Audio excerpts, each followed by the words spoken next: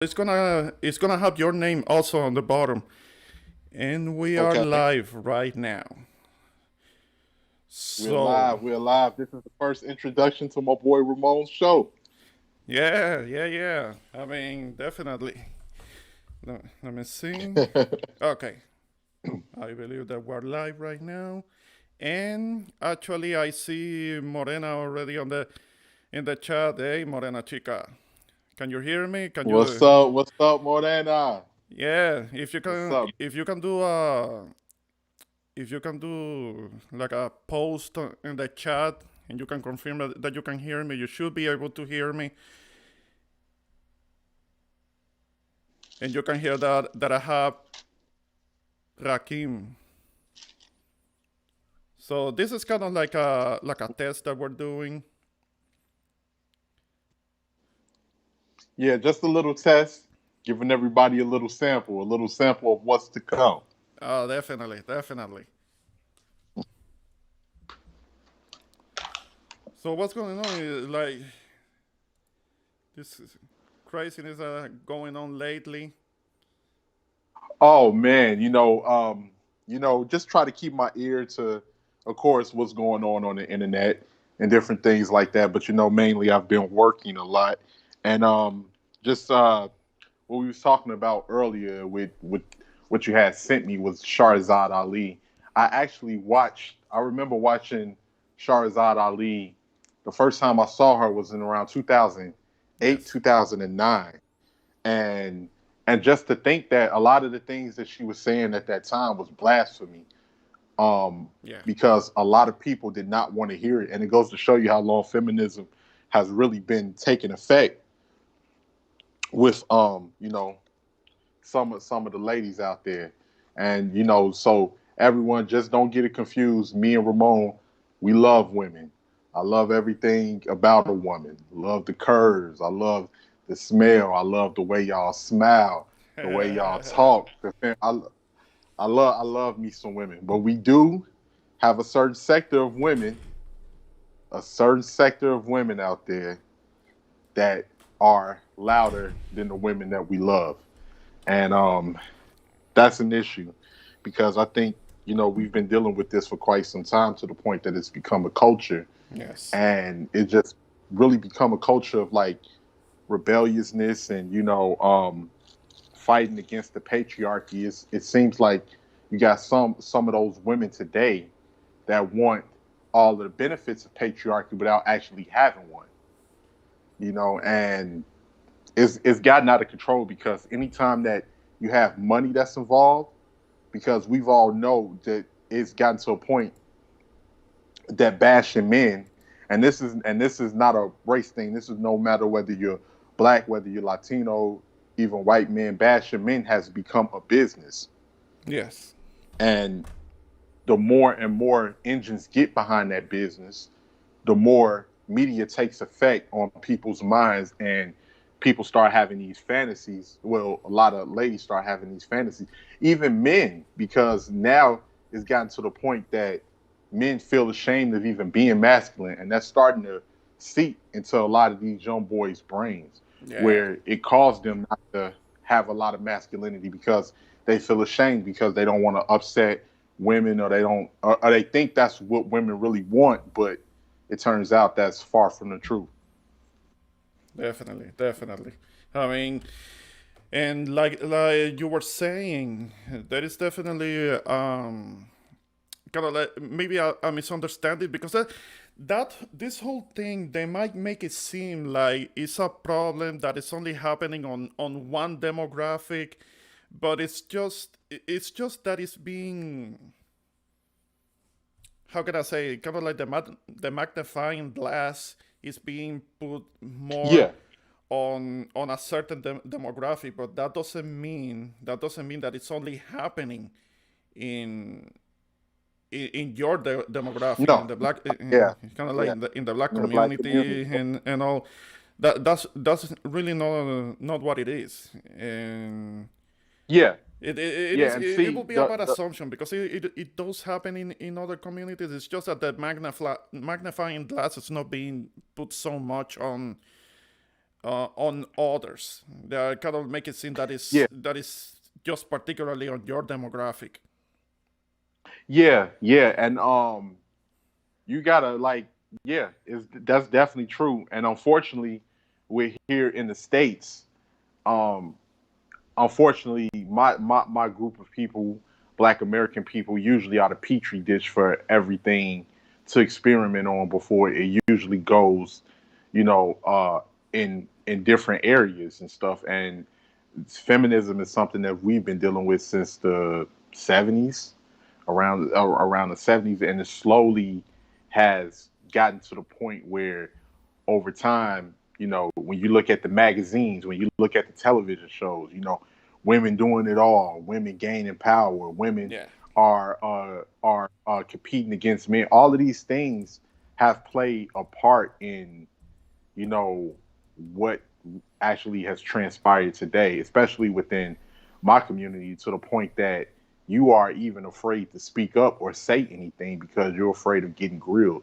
And even as a child, I used to wonder, like with some of the girls I was growing up with. I'm like, why do they got all of these bad attitudes? Why do they have all of this like sassiness, and they can get away with just saying anything, and you got to accept that and different things like that. And I had no idea of understanding that until I actually came to the internet and I seen other people that was speaking on it. But this was way before like these harsh dudes or like dudes that get up there and you can or they'll be speaking with vitriol. This was like when guys was first answering, trying to get answers.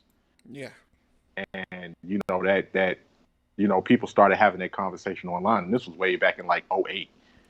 And unfortunately, it's gotten worse to a degree, but I'm happy that we do have, um, and this is like I say, this is for every demographic. We do have women speaking on our behalves now, and we do have different people that's trying to combat this rhetoric, because this whole narrative of men are just evil and we're just the worst things to happen to Earth. It really has to stop, because we're the ones that put our lives on the line to protect our families. We're the ones that go out here and do everything that we have to do to make sure we provide for our families. I'm talking about real men. I'm not talking about men that are not providers, or don't no, but take care of their business. the bombs. We have them Yeah, we not have the them bum. in our communities, whatever community. There is a different version of what will be a bomb that is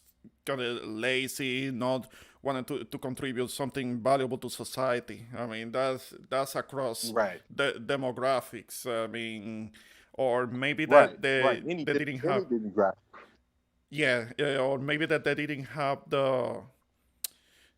they weren't strong enough to keep away from certain vices. That's something that I saw a lot when I was growing up back in Puerto Rico. That's something that I saw a lot when it comes to uh, people falling into vices, and Yeah, some of them were yeah. people that were actually pretty smart people, intelligent people that could have Mm, done whatever in life, but they fell yeah, into some kind of vice, and that had a grip on them, and some of them will end up even overdosing or actually getting killed for yeah, it, because they were going yeah. into that trade when it comes to selling a vice and something like that. Oh yeah, Few people that I yeah. knew ended up getting Hmm. killed because of that. Either they OD'd or they were killed for it. That was unfortunate, but that Yeah, was a reality. It's something that happened in my community that might sound familiar to you, because it's yes. something that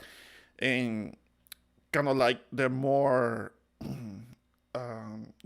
Yeah, in economically, impoverished areas. the Yes. more Impoverished impoverished areas.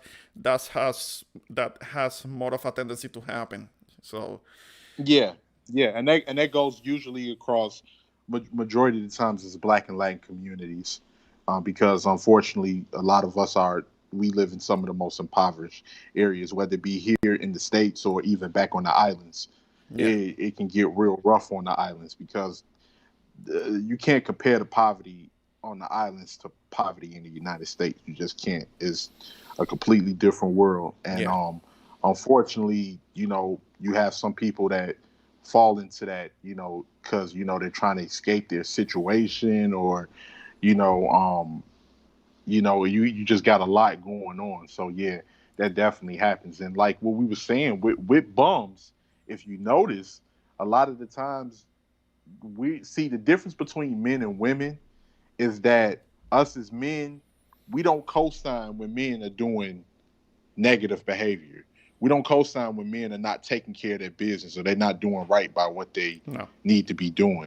Most of the times when you see a bum, and let's say me, you, other guys are having a conversation, we're discussing things about money, and we're discussing on ways to invest, or hey Ramon, I found this out, you should check it out. Usually if bums are around and they know they're not taking care of their business, they'll get real quiet. Yeah. They get real quiet, and they try to ease out the way, because they know it's something that they're not really doing. And see, because when other men are handling their business, that's a reflection, that's a mirror on bumps. So usually, like a lot of the times, they try to stay away because they already know in their hearts and in their mind what they're not doing, and that makes them insecure when they go up against men that actually handle their business. On the other hand, women co-sign, like a lot of the times when women are doing something wrong, or they've had bad things, or they've experienced bad things, have done bad things in a relationship, other women will console those women. They would tell them, you know what, it's all right, girl. Yeah. It was him. He was the problem. Yeah, that's what Like exactly. we don't get a pass. We don't get a pass like that. Yeah, that's Even what I was I'm about pretty to sure, Ramon. add to that, because and well, unfortunately, and this is something that I have been witnessing for a long time, and this is not a complaint. Anybody out there who hears this, we're not complaining here. We're just pointing out something that is No, happening. no, no. We just stating something. Yeah, I mean, Yeah, because it will be easy to say, here we go, these guys are complaining. No, this is not a complaint. That's just what's happening. I mean, and uh, we have been living in a society that does coddle women. It does gives them a caution to mess up, to mess up, and they can be shielded from being criticized.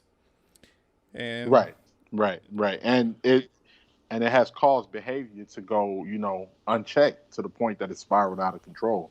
In my personal opinion. yeah, yeah. Uh, that is a kind of like an entitlement. It leads to a certain Hmm. level of entitlement. But again, this is out of love, because that doesn't mean that we're not gonna be with women anymore.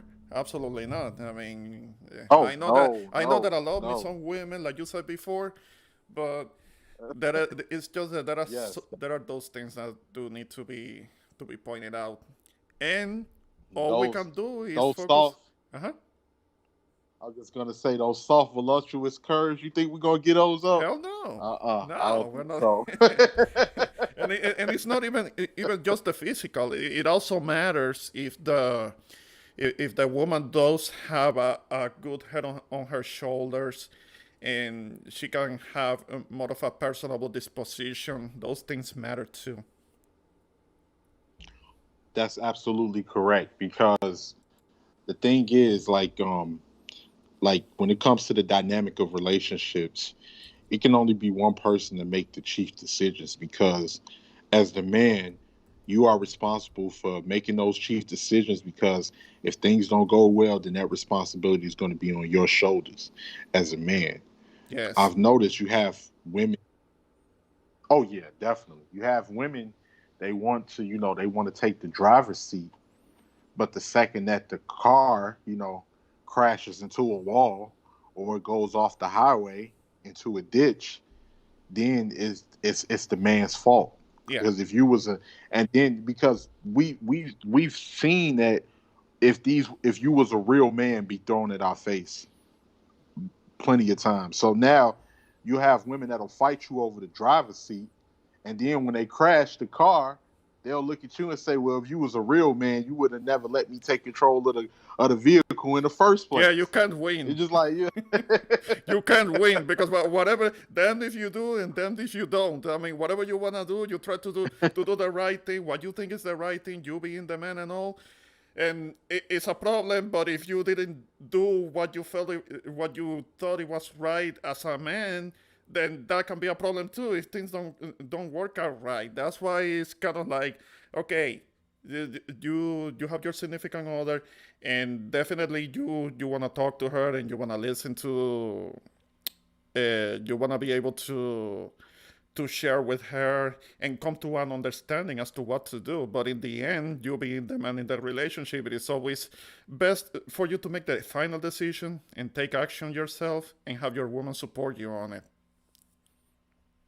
absolutely. And I was meaning to ask your opinion, Ramon. So, what do you think of, like, because all of these stories are breaking. Let's say with some of these um women matchmakers, such as April Mason, Yes. that just recently quit her matchmaking business because she said a lot of the women that she dealt with have unrealistic expectations of men. And who else we know? Rebecca Lynn Pope, Yes. that no longer is involved in the matchmaking business.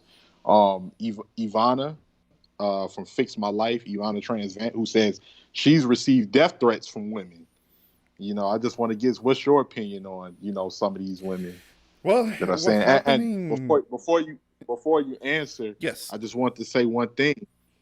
A lot of people don't know this, but when you go back and you look at some of those Shahrazad Ali videos, Ivana Transant was against Shahrazad Ali back in Ah, the yeah, yeah, day, yeah, yeah, yeah. I and now as saw. time went on, I think it things, may yeah, have been when she did that interview with Geraldo, Rivera, I think it was, yeah, and there was a one moment in which they talked to somebody in the audience, and that person that they were talking about was actually Ian Van Sant. But today, I think she will actually agree with her because she's having difficulty, and she's having difficulty talking to some of these women, and that's something that Shahrazad Ali predicted. She predicted that like 30 years ago. I mean, it was yeah, she was giving prophecy on that one. hmm Yeah. yeah, because it's gotten out of control because now it's like with some of these women. Of course, we're not talking about all women. We're just talking about these ladies with the more louder presence. Some of these women, it's a power dynamic, and now that some of them have gotten this taste of power, they don't want to let that go. They don't want to let that go. We're not talking about the women who've given love a chance, or the partner was just not, up to taking care of his responsibilities. We understand that happens. We're talking about these women who purposely go out there and seek men that are of lower caliber than them, so they can be able to control and run the relationship, only to complain about having to carry the load years later. Okay. Yeah. Yeah. I mean, it's just it is unfortunate. The woman was actually speaking truth. I mean, I said it's only recently that I saw. Actually, it was actually like yesterday or so that I had a chance to see the complete interview of the one that I sent you earlier today. And it's like a lot of the things that she was talking about is what is being talked about right now. And it was kind of amazing and mind blowing, and much credit to her. Much credit to her. Much credit to her Yeah, because she predicted it. She predicted it. yeah, and because it's almost like when you look at some of these interviews on some of these issues that we're talking about, to an extent, because at that time we was children at that time that she was talking, Yes. and to an extent, it's almost like we're frozen in time Yeah. because like so much of what they say is so relevant to today. It's like, wow, because you might have watched. I remember watching Geraldo on TV as a kid, Yes. even though I couldn't really understand a lot of the subjects and everything. My grandma loved Geraldo, so I would watch it with her. And shout out to Geraldo on the side note. He was the guy when I was a kid, man. That man went to fight the Klan and all types of stuff. I Shout remember. out to Geraldo. I remember that he was doing kind of like a story on something that had to do with some white supremacists back in the day, Yeah. and he got Uh into a huh. fight with one of them and all. I mean, Yeah, even though by himself, man. I was yeah, yeah, like, yeah. man, Fighting Geraldo them got balls. himself. He was squabbling with some of them. I remember. I remember that he got a little bruise and a little blood on him, but Hmm. I don't think he regrets Yeah, doing that because he was being disrespected. He was being yeah. he was told. I don't He's being remember exactly racist. The guy was what was being. said to him, but he was told Oh, the like guy was you being piece of racist shit and and things told him to like get out of that here and get the before fuck something out of bad here, happened. and he was called maybe a racial slur and he started Hmm. squabbling with one of them. Yeah, Yeah. yeah. So shout out to So, him. Shout out to Geraldo. but yeah, so yeah, so like just to think like a lot of the things that she was saying was being challenged to that day, and I just think now men are starting to get the courage to have a voice because a lot of us come from these households where we was raised by single mothers, so it hits hard for us. Some people don't really want to go against. They feel like they're going against their mother, so they don't speak on certain things. They won't chime in when even when a man's image is on the line. So, but that's starting to change now because it's gotten too outrageous. Just no matter how quiet you be or how much, no matter how much you shut your mouth and stand in the corner, Yeah. it seems like you're still going to be looked at as an evil, person that's trying to degrade women and demean women and different things like that. So and men are getting tired of picking up the baggage for men that didn't handle their business that these women decided to choose. And they're dropping that baggage off at your front door and say, well, if you was a real man, like, hey, this bum had nothing to do with me, chick. I was around the corner when you was down the street. It Yeah, yeah, has yeah. nothing to do with It's me. just the shaming. The shaming. If you was a real man, this, and if you was a real man, that. Yeah, Just the shaming, man. And that yeah, that can't fly anymore. There was a time where they could get us with that shit, but no, we can't do that anymore. Like no, yeah. no, I no say shaming in the language. '90s, yeah, in the '90s it was easier. In the '90s, you know how men was in the '90s. We used to say, "Yeah, you right. Yeah, we got to do better.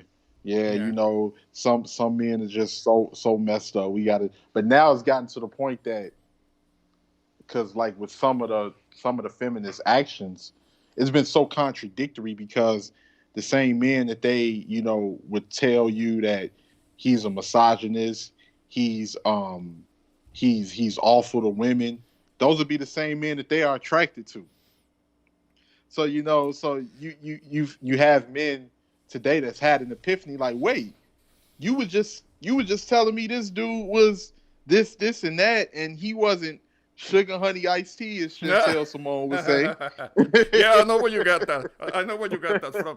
Yeah, but that's the thing. That's the thing because I mean, eh, that's how they like him. That's how they like him. I have been observing that since I was a young, since I was a much younger guy. This is not new. This is not new. I have known for a long time that whole thing about wanting a guy who is on the up and up, who has his values straight as an arrow, and they can and they're doing something for themselves. They're educated. They're making their money. They have a good job or a career or a business. They're doing the right things. The thing not necessarily to be chosen. The not necessarily thing to be picked. Um, and it's just that there are too many women that do look for the what is called the bad boy. There are other names for that. Oh yeah, yeah, the bad The boy. guys that have that asshole confidence, that jerk, that asshole Yeah, confidence, and they are the ones that get more of the luck when it comes to the ladies. I mean, when it Yeah. comes to ladies, That. I don't complain. I don't see myself as having Oh done no, too no, same bad thing. when it comes to that. But I couldn't be an asshole. I'm too laid back for that. I Yeah, mean, same thing. I don't. Yeah, same thing here. I can be an asshole if you push me.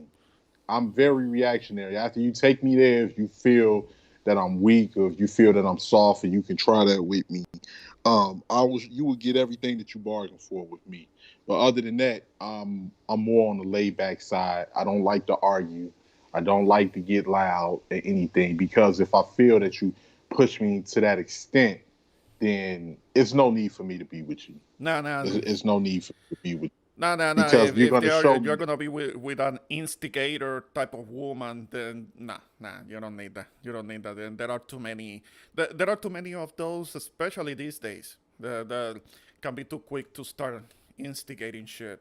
And take Oh yourself out yeah. that situation. The moment that one gives you an indication that they wanna kind of like start some shit and they wanna they are trying to get you emotional or trying to get you to react in a way that will be beneficial for her.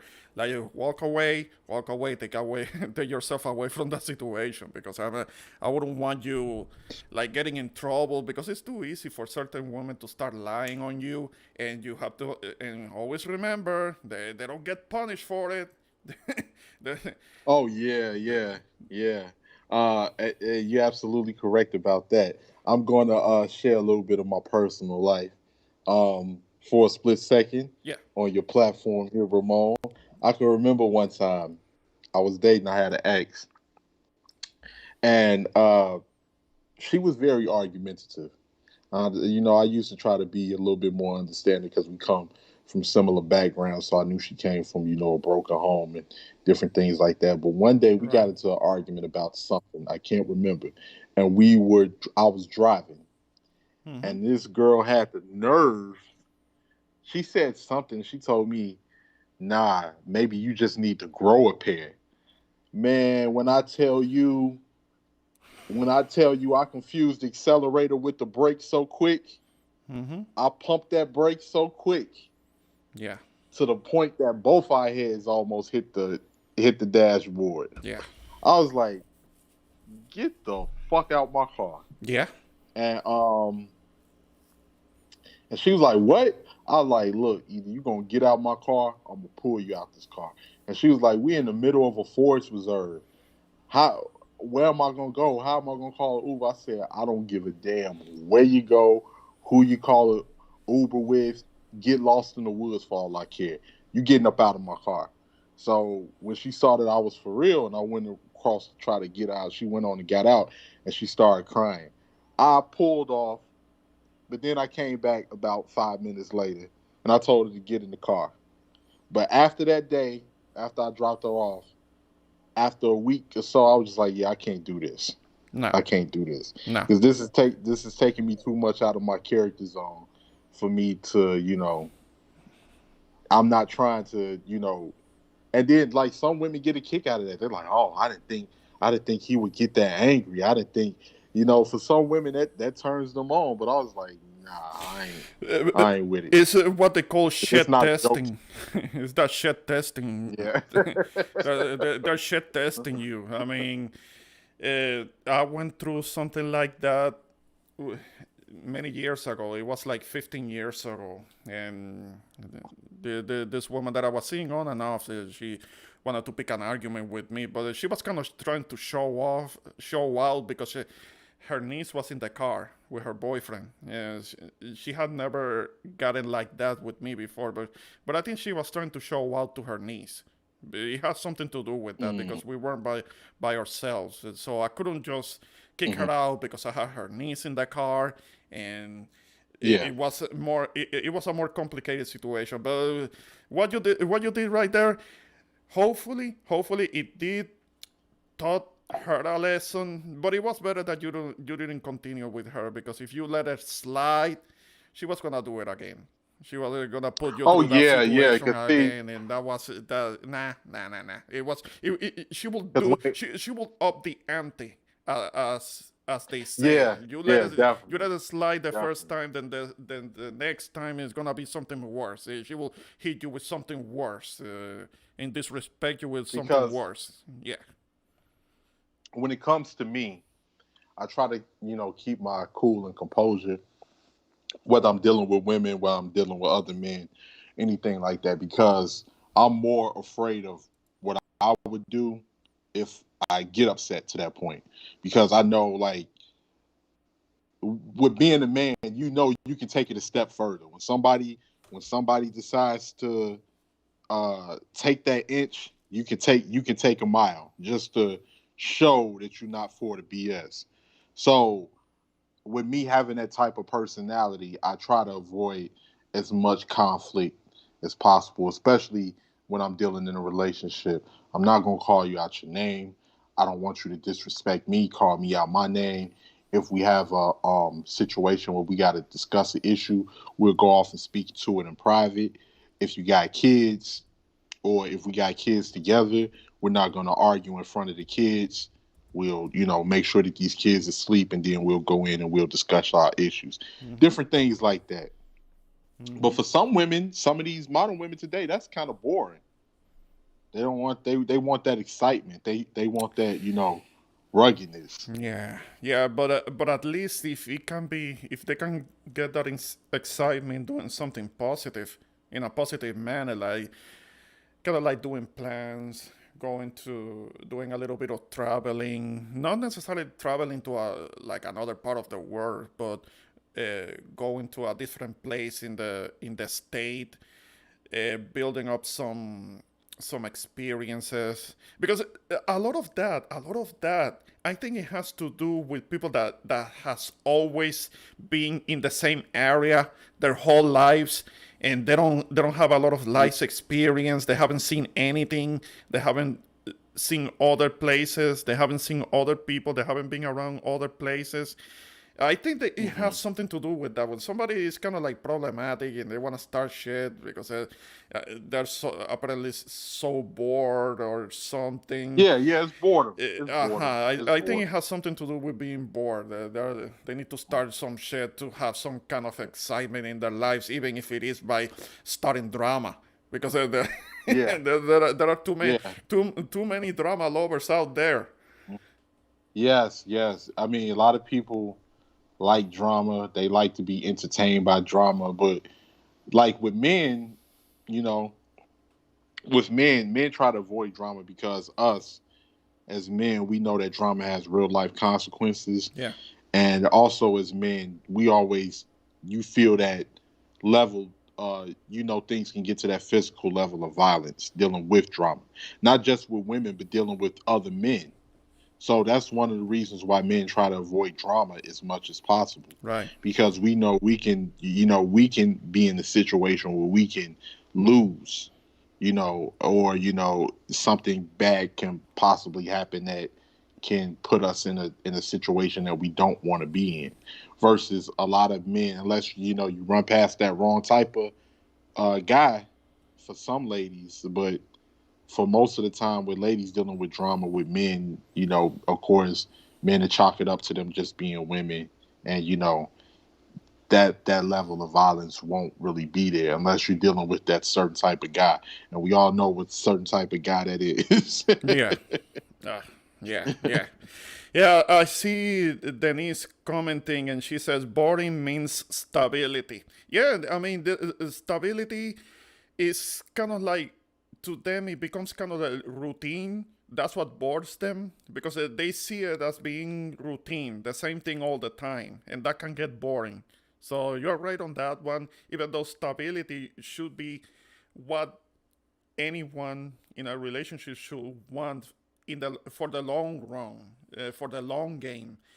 But yeah, yeah. I mean, it's kind of like with the guys themselves. If the guy himself is too stable for certain women, they find them boring and they find them lame. And Yeah. or as I have heard of certain other YouTuber that I'm not gonna mention names, who will call educated lames. I mean, like Oh yeah. you being educated is Yeah. not good enough because even if you're you are stable, like we mentioned earlier, then you're considered boring because you are kind of like busy doing your serious thing and you're working and you are being a productive person, but that's not exciting. That's what you are considered lame, you're considered boring, and you can't win. You can't win. You can. Yeah, you can't, because like I've heard certain YouTubers say this, which I have to laugh and chuckle because it's so true. I can't remember the YouTuber that I heard say this, but one YouTuber said, you know, a lot of these women want Tupac with a degree. Yeah, I've heard That's that thing. pretty much what they. I've heard that expression, and it's like, yeah, but those are things that are kind of contradictory. Now, the real Tupac Yeah, in real life, he was somebody who was he fairly was well educated. educated. He was an intelligent dude. A lot of people don't know that. Yeah, he got too much into the bullshit, and that ended up getting him Yeah, killed. But you can look up right. you can look up interviews of him when he was alive, and Hmm. you listen to how he talks and how articulate he was. I mean, the intelligence was there. It's just that he kind of got Right. carried away. He might have tried too hard to put up He the wanted to be. dog Yeah, image and yeah. to He wanted to be accepted by his peers, yeah, but and I don't know. I don't know. Maybe he that was. went too overboard with it, and that ended up making him a target.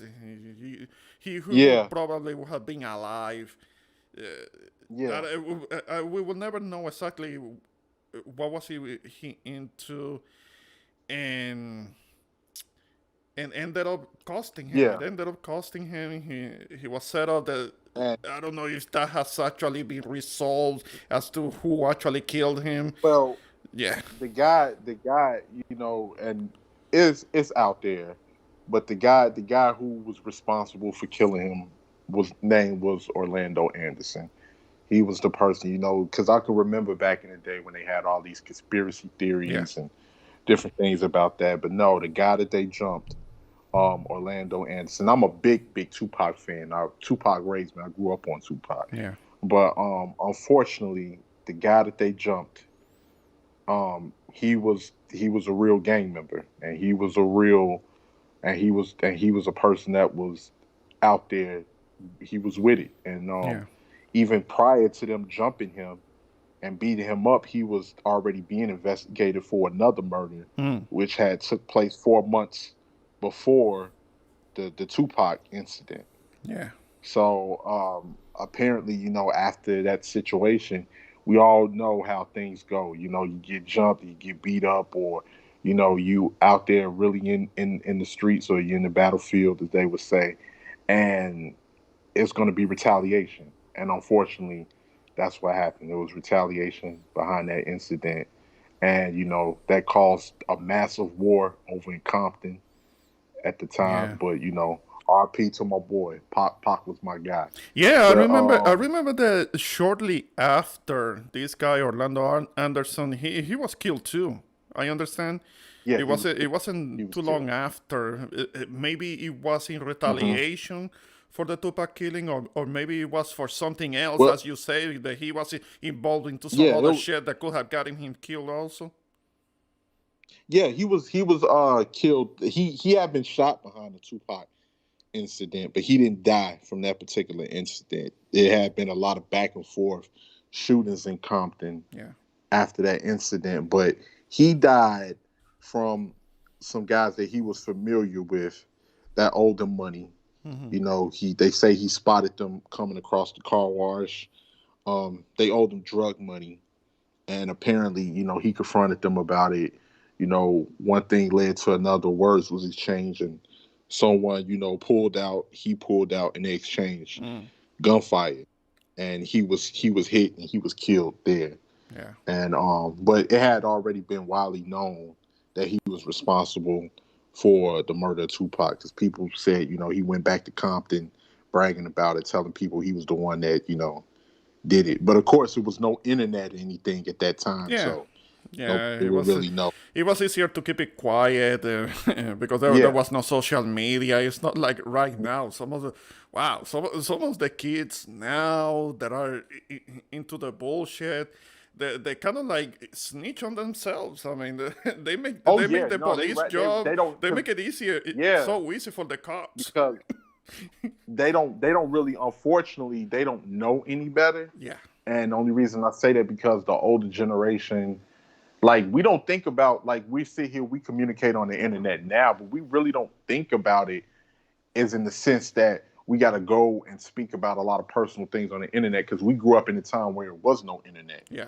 So this is still relatively new to all of us, and we know it's certain things you just don't say on the internet Hell that can no. possibly lead to you being, being arrested and different things like that. So these kids, they can't remember a time when there wasn't any internet. Right. The kid that's 17 now was born in what 2004. Yeah. They so by the time it just seems like yesterday to us, but some of these kids, they can't remember a time when there was no internet. And then you got trolling. A troll was non-existent when we was growing up. Yeah. If somebody said negative things, they had to really know how to fight because you had the real life troll. Oh You couldn't yeah. troll Oh on it. yeah. Yeah. You had Yeah. the I mean, real life I troll. remember. I remember those times in high school. You have to be careful with what you say because that was somebody. Somebody will hear it via word of mouth. It could hear the other Hmm. person could hear it. The other person already know who you were. Who you were. Probably even know where you lived. So you have to be Oh more yeah, careful yeah, because they definitely, could end up showing up definitely. to your house and bring you the smoke, as Yeah, they call it today, bring it to your yeah, doorstep, yeah. your doorstep, literally. I mean, you're gonna be hide behind no fucking keyboard because No, no, no, definitely. That was a no go.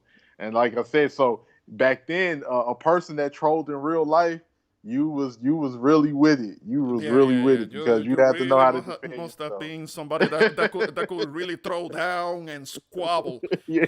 You really have to be good at that because that shit you will get confronted in real life, Hmm. face to face. Hmm. You could hide behind no keyboard, and it's too easy Hmm. now. It's too easy for these kids because Yeah.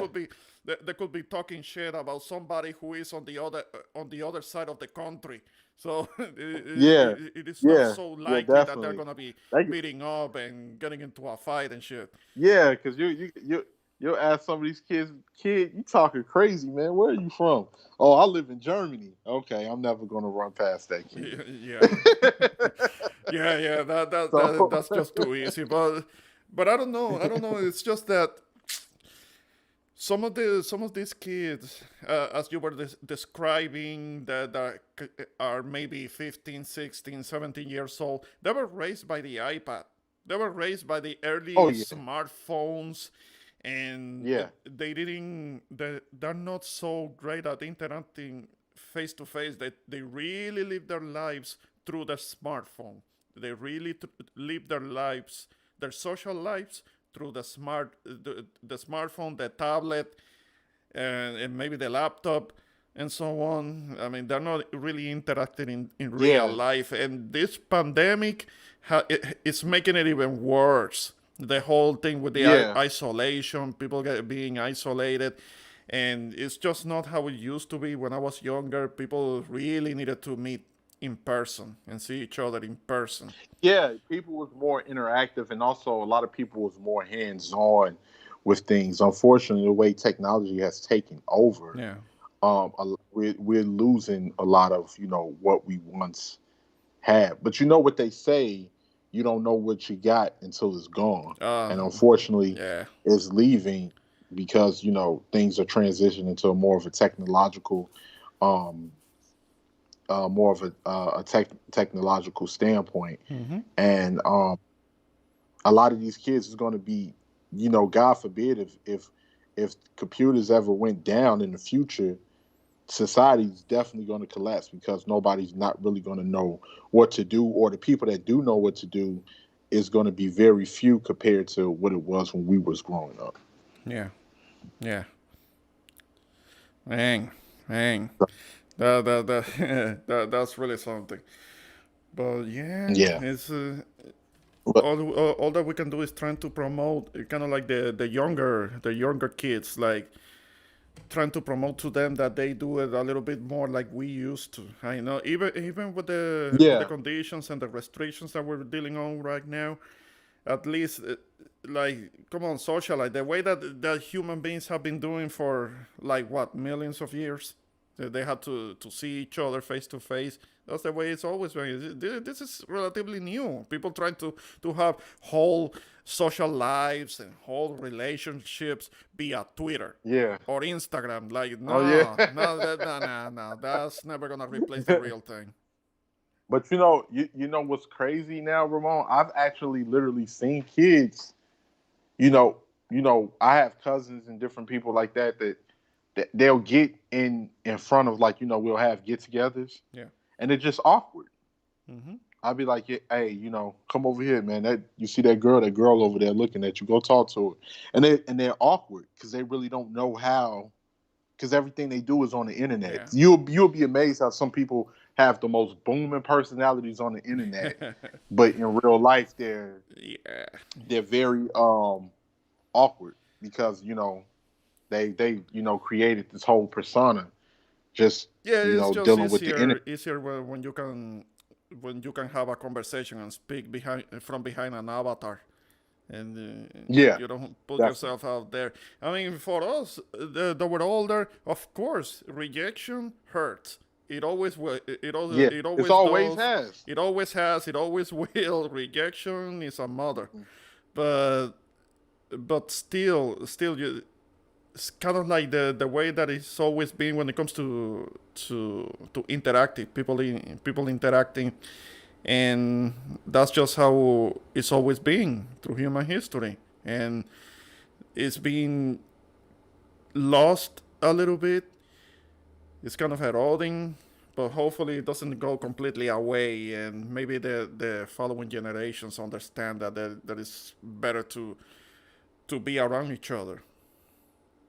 Exactly, exactly. Because, like, I would explain to my younger cousins, like you said, rejection hurts, but hey, you can only miss 100% of what you're not swinging. Yeah. You're not swinging that bat, you're gonna miss it. Because Lord knows, if I see something I like, I go after it. Yeah, it's kind If of I, see, it's a numbers game. It's oh yeah, like definitely. Especially if I see my type, eventually I it's see gonna the. work. Eventually it should work Oh with yeah, somebody. It's kind of like keeping at it and keeping better at it. Hmm.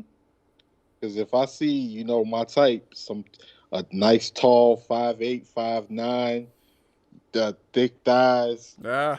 nice curves. If I see my type, hey, I don't give a damn where I'm at. I don't care if I'm, hey, I don't give a damn. I'm going for mines. I can't speak on the next man, but I'm going for mine. Yes.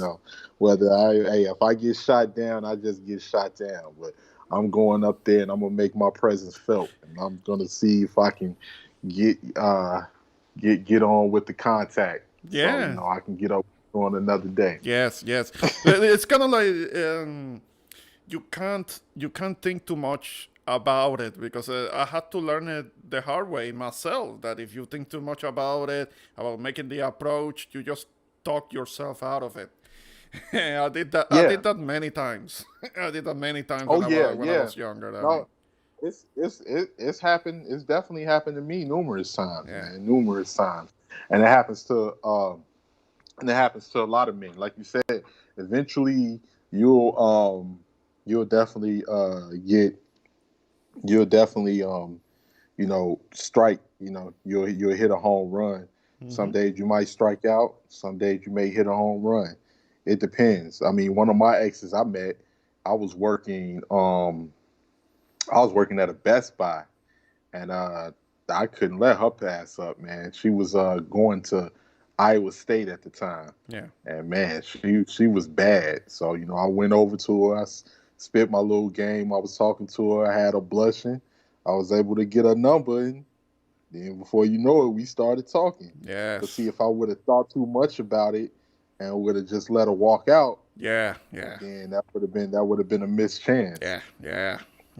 I mean, So, but like I say, ladies, we love y'all. We oh, love y'all. But definitely. y'all got, We love the ladies. We love the ladies. I mean, if we definitely. we're having any kind of any type of criticism. We're just kind of airing a gripe, but it's not we are Yeah. complaining, and it doesn't come from a place of hate. That's something that we're trying to No. tell you all. But but some of the ladies out there, they hear a little criticism and they take it too personal. They take it as no, It's like yeah, like we it's we hate them or something like that. It's not.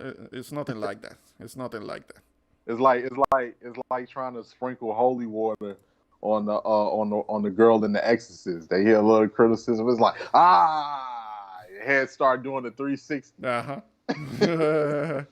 Yeah, yeah. So, but yeah, like also it's nothing like a woman's touch because we talked about some of the some of the criticisms. Now we'll talk about some of the things that we really love about women. There's nothing better than if you had a hard day at work or coming home and your woman is looking sexy in that little gown or she's looking sexy in that t-shirt and you lay your head on her thighs and you tell Oh her yeah. about your day.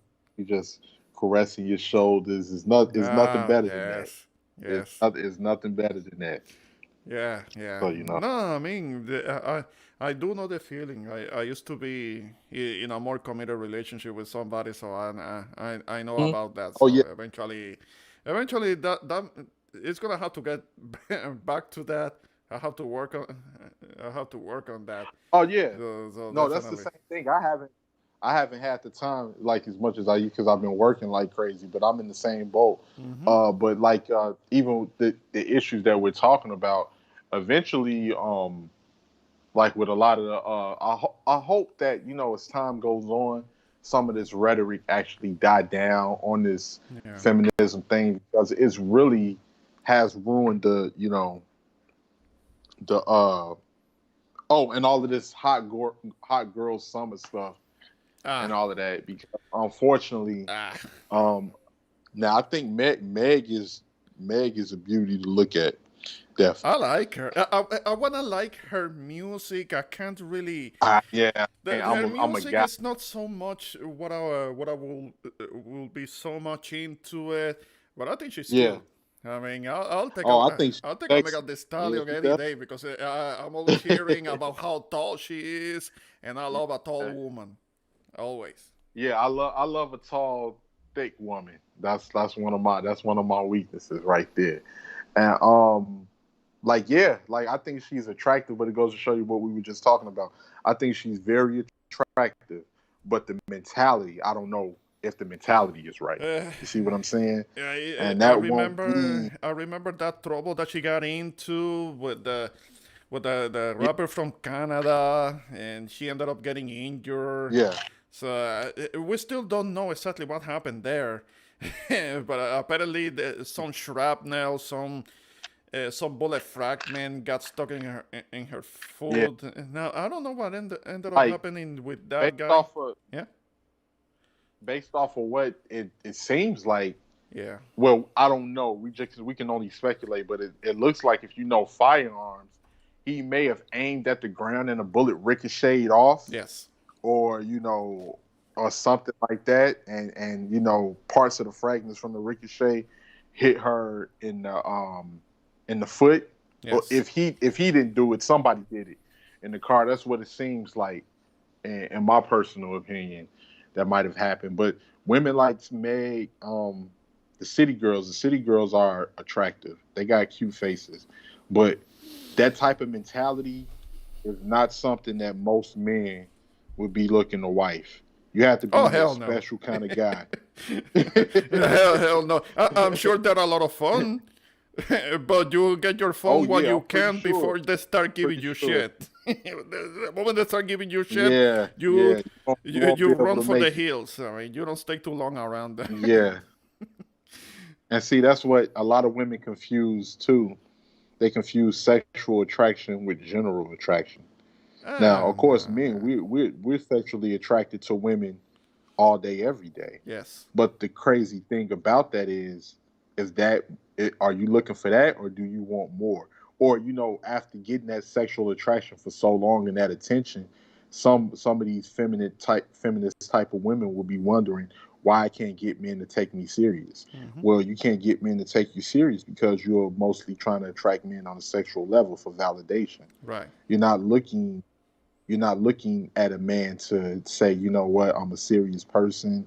You know, I'm more feminine. I'm looking for a man that I can have as a provider, man, and I'm gonna, bring what I bring to the table. I'm gonna make sure that you know, I'm being a woman in a relationship, and I'm taking care of the household. I'm taking care of things. That's what men look for. Yes. And a lot of women can't. Yeah, Yeah, yeah, but a lot of unfortunately a lot of women don't want to hear that because they see that as being treated like, as some kind of a maid or a slave, and they start talking about you want us to go back to the 1950s, this and that, and look, that was a white woman gripe. That's what white women exactly, that's exactly. what white women were talking about. The whole, you know that there is always bringing, you want us to go back to the 50s, this and that. White women were forced to be in the house and they didn't have rights, they couldn't work, and they had, their It had men nothing to had do with this us. control over them, but uh, uh, women in your demographic and in my demographic even, women had to work. My grandma, my late grandma, who was born in 1919, No, she always worked.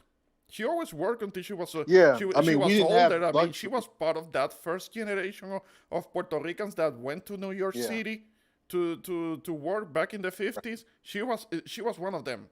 My late grandma, she was one of them, and she always hmm worked until she was older. I mean, by the time I was born, she was already kind of like the stay-at-home grandma. She was staying with us, right, but when right. she was a kid because she she was born in like very humble conditions. I mean, when she was Yeah, coming of age as a teenager, that was during the Great Depression because the depression affected Puerto Rico. Remember that back hmm then Puerto Rico was already a colony. It was already a yeah, colony of the yeah. Puerto United Rico has States, been a colony. and the problem with the depression, it must have affected her. The difference is that we didn't have to deal with not being able to grow crops and not being able to grow food because for some reason that's something that really hit hard here in the United States back in the 30s where they hmm couldn't grow food and it was what was called the dust bowl. That's something that I heard recently. I didn't know anything about it, but that was Yeah. because uh, uh, land was not arable. It became very hard to grow food out of it, Yeah. and my grandma was growing through that era, through that time. At least in Puerto Rico, it is the land is more fertile, and they were able to grow crops and produce and things like that. Even though they were in poverty, but they didn't necessarily starve. But in the 1950s, with the changes that were being made to Puerto Rico, and Puerto Rico was becoming more industrial instead of agricultural when it comes to the economy, and that's when there was hmm the migration of Puerto Ricans coming to the Yeah. United States. Coming to the States. Yeah. Yeah, yeah, hmm and my mom worked, my grandma worked, my mom always worked until just a few years ago. She's retired now, which is something I'm very happy about, and she's relaxing now.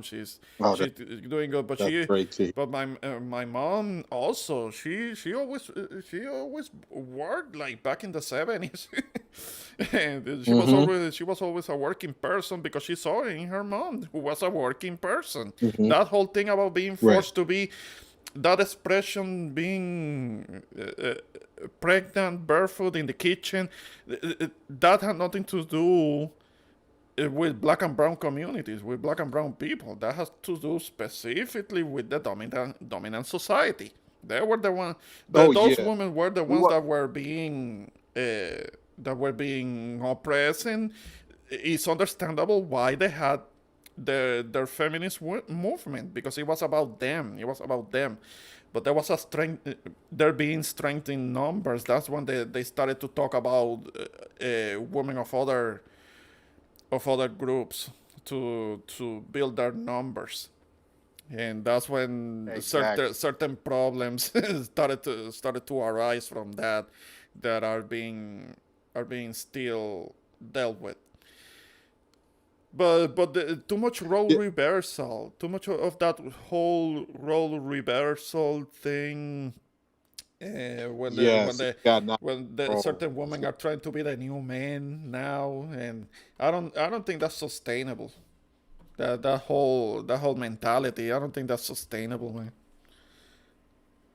No, it's already coming to a head because a lot of women don't want to be that way, Yeah, but it's almost like a lot of them don't know how not to. yeah. So because they've been that way for so long, they don't know some of these women with this feminist mindset. We talking about ladies. We talking about the women with the feminist mindset here. Yeah. We're not Some generalizing. women know how We're to. not saying Yeah. all. We still believe in the existence Mhm. of women that have their mentality in the right place, and Right.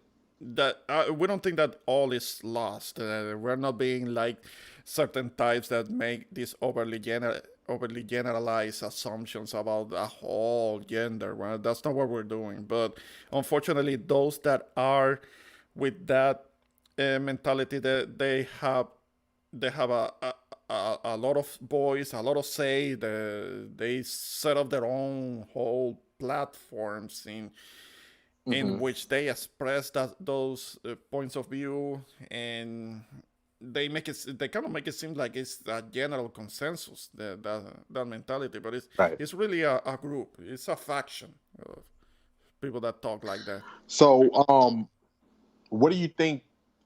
As far as we'll talk about, certain. Of course, we're not going to mention anybody by name, but certain YouTube channels. Yeah. I just wanted to ask you, Ramon, do you believe that it's certain YouTube channels out there where women are purposely leading other young women down the wrong path for profit? Unfortunately, For there are these YouTubers that are already of a certain age, that are already kind of like a little more set in their ways, and they are setting a very bad example to younger women who don't have experience, who have overly impressionable minds, and they are getting them to think the way they think, even though they don't have experience, they don't have life experience like that, they don't have experience dealing with men like that. So they're already coming with these preconceptions that they are learning from these older women that are setting this bad example for them, because for whatever their reasons, if it is only for profit, then they're being extremely responsible for it, because they're taking advantage of impressionable minds, and they're kind of like messing it up for them so early in their life, because they're impressionable. They have these very impressionable minds, and they're messing it up for them. And it's unfortunate that too many of them are convinced that the mentality that they are adopting is the right one, but they're turning them out early into enemies of men. And Mhm. these content creators, older content creators, they're being very responsible, because they live their life and they had their chance to learn and to mess up and to make their own decisions, but they are kind of like victimizing these younger girls, these younger women that don't know any better, and they are following their lead. And for real, I think that's irresponsible in their part, and they're not Yeah. letting men having a fair chance. Yeah, and the thing, like, part of me believe that they just want to do that for profit, and then it's another part of me that thinks that with other certain YouTubers, it's nothing like you know if you how can I put this? If you're just like a regular person in real life, to have that following on the YouTube platform or have that following on an Instagram platform. It make you feel like a person that's leading Mm-hmm. to a certain extent. And your word, people is going to hold on to the words that you say, and they're going to be influenced by the words that you say. I think part of that the YouTubers get caught up in, and then on top of it, like you were saying, with women that's of that are a little older, part of me feels that they feel with younger girls like, well, if I didn't have it, I'm gonna make sure that they don't really have it. And I think that plays a definitely an effect in it as well, because you have certain YouTubers that they're giving these girls advice, but yet they're not looking for what these girls particularly want. Mm-hmm. Like, you have certain YouTubers on here who already admit that they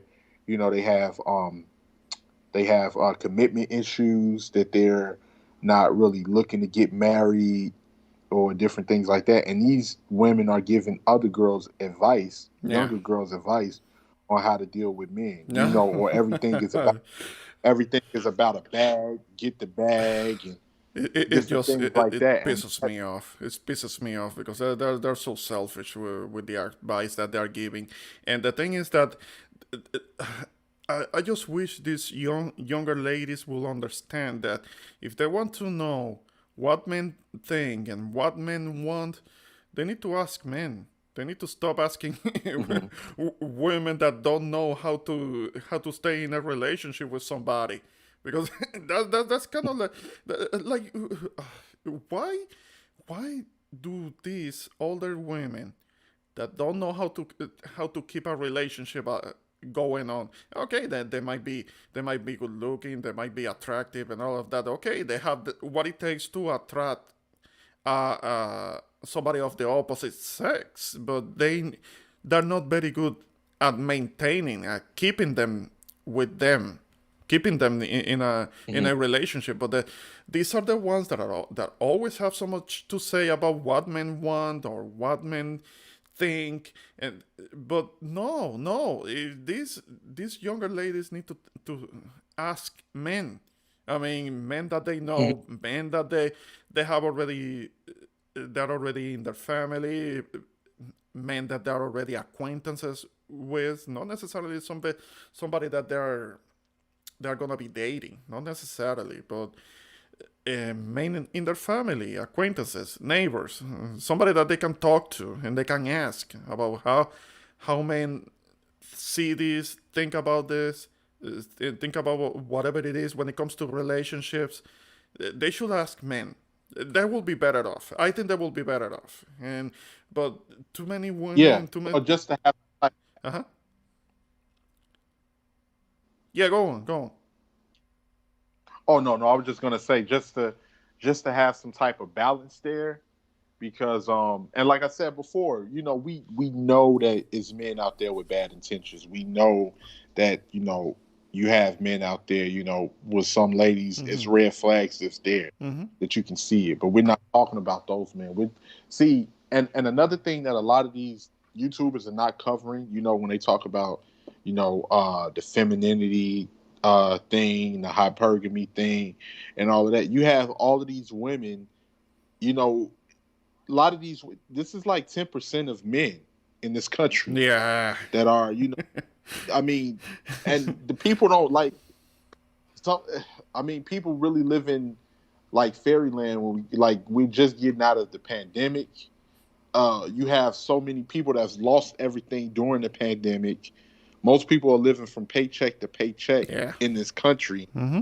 and it's sad because these women are really listening to a lot of these YouTubers, and it has them thinking it. And if they're at the ages of 16, 17, 18, 19, 20, these girls are literally thinking that they're about to go outside and these six-figure high value men are just raining out the sky. Oh no, no. Like, That's a very tiny percentage of the population, and those guys have so many options that in these yes, a lot of these yes. women think they really believe that they don't have to compete, and that they don't have to compete with other women, and they find themselves always losing to the ones that understand that they do have to compete. There are women of other groups that do understand that they do have to compete, because these guys that are the what they call the so-called well, they are high value if they're really doing things right, and they are succeeding, and they are having an exceptional success in whatever it is that they do when it comes to their career, or maybe they are entrepreneurial, and they're being very good at it, and they're successful at it, which is a great thing. But these guys, if they are any smart, they know that they have to let women compete for them, because they do have a certain amount of value that they already have, and the smart women understand that they have to compete if they want to be part of it, of what the or whatever Right. success that man is having. It's just that there are too many women that they're being raised to have a certain level of entitlement. They think that they don't have to Hmm. compete. They think that they're just because they are female, they are all something. Yeah, yeah, that's something that they're not really understanding. Nobody owes them anything. Nobody owes them anything. Yeah. There are many other women understand that they have to compete, so because they know that the world Yeah. And doesn't owe them anything. right. And you know what's crazy? Like with even with you saying that, Ramon, um, those women that know that they have to compete, Yeah. they'll be looking at those other girls like, yeah, keep listening to that YouTuber. Yeah, she's giving you good advice. Of Keep course. listening to Of course. It is in their best interest to tell them not, because it eases on the competition. Definitely. yeah. Definitely. I know is what I Be like, would oh, do. Like, try to mislead them into keep listening to the wrong advice. Yeah. See how right. far it gets them. Uh-huh. Yeah, yeah. Because like you said, these men have so many options, but you do have some women out there that don't mind being, the woman on the side as long as they get to, reap the benefits. Because we know with the climate of how everything has went within the past 20 years, marriage is declining, Yeah. and especially for men that are in that position, for men that are in the higher 10%, because they're not trying to lose all of their fortune in a divorce. We've seen Oh, it hell no. happen with numerous men, and so you have to really compete to show them that you're excuse me, you have to really compete to show them that you are the one that they feel that they can take a chance on, Mm-hmm. because with all divorce settlements for $200, $300. I mean, we saw it with Michael Jordan, we saw it with Dr. Dre, we Mm-hmm. saw it with numerous men. It's not these high value men is not taking that chance Yeah. right now. Yeah. You know, you know, and yeah. So like it's definitely competition, and I definitely have to shout out one YouTuber that I will name. I'll mention Roxy Beckles. Roxy Beckles said, "If you women have to ask where these men are, sweetheart, you are not in those circles." Yes. You know. Yes, yes. No, yeah, and she's right. She's right, because they're not knowledgeable about these guys that do belong into the social circles. And the thing is that a lot of these guys are already around a woman that do belong in those social circles, and they are gonna be among the first options. So somebody who doesn't come from the same economic level, it really they really have their work cut out their work cut out for Yeah. them. They're Well, they're gonna have yeah. to play catch up real quick, real fast, real quick, and they really are gonna have to have like real intentions, because if they're trying, if some of these women that they don't come from these social circles, they think that they're gonna go in, go to these guys, and they're just they're gonna be stupid enough to just trust her and do Yeah. whatever they want. A lot of these guys can see this woman from a mile away. I mean, the smarter ones. Yeah. Of course, there are exceptions. There are certain guys, or maybe there are kind of like entertainers or athletes that didn't have much, and because of the talent, New money. uh huh, New money. yeah, yeah. There are some of these guys that became rich relatively recently, so they don't know what they're doing, and they're easy marks, unfortunately. And I wish that they could have proper guidance, um, to know what to expect from certain women that are opportunists, and they want to take their chances with somebody who doesn't have a lot of experience, i.e., Brittany Renner, because that girl, Oh yeah. yeah, because she took advantage of a literal teenager. I understand. Yeah. Yeah. Well, um, I still don't like. I still put some of the responsibility on him. I wouldn't say completely, but I'm like, where was his parents to tell him Yeah, uh about this situation? Did they know what he was doing? Did you know what your son, who your son was involved with? Because unfortunately, with a lot of boys, we like we have to sit our boys down and have that talk, just like we have to sit our girls down yeah, and have that talk about guys that they have to look out for, and we got to sit down and have that talk with our boys about uh girls that they got to look out for, um and because they out there, man, they out there lurking, man, they out there lurking, and if they can find them a sucker, they gonna lick them. They yes, definitely gonna lick them if they can get it, because like you said, men, like this is new money. These are guys that are coming out of impoverished areas, mm-hmm. you coming into multi-million dollar contracts, and they're excited and happy to have the money, to the point that they're not even paying any attention Yeah, to what's going around them. That's very different versus somebody that's been well groomed yes, and been taught these from like the older 10% of the yeah, population. You know, you're not going to be able to get past them. So that's what they are looking at to get to the new money, because the old money you're not going to be able to get around that. Not with those type of tactics. right. They're not going to do Right, it. right. Oh, definitely, definitely. So yeah, it's important to establish a difference, because they might think this type of ladies think that they can just go to some rich man and they're gonna be making a sugar daddy out of him. There are some that will go along with it, but the smarter ones, nah, nah. If they go, they do the sugar daddy thing. Sorry about that. Uh, they're gonna be Oh no, doing that. bless you. They're gonna be doing that kind of like for control purposes or something, and then they're gonna Hmm. have to really submit to them if they're gonna be getting something out of it. But there is a dark side to it. There is a dark side to being a sugar baby. Yeah, Some of these yeah, women, yeah. they're trying to be sugar babies and they won't admit to it. And you can look up videos. I remember that there was a video that I saw in which they were talking to a sugar baby, and they were talking about the things that involves, and that involves being at the beck and Hmm. call of the guy whenever he wanted, Hmm. and she has to be willing to do kinky sexual shit, and she can't Yeah, say no. She can't say no because she can be dropped like a hot potato if she says no. So she can get some. She yeah, can get some a little bit of money, but she's really gonna have to earn it.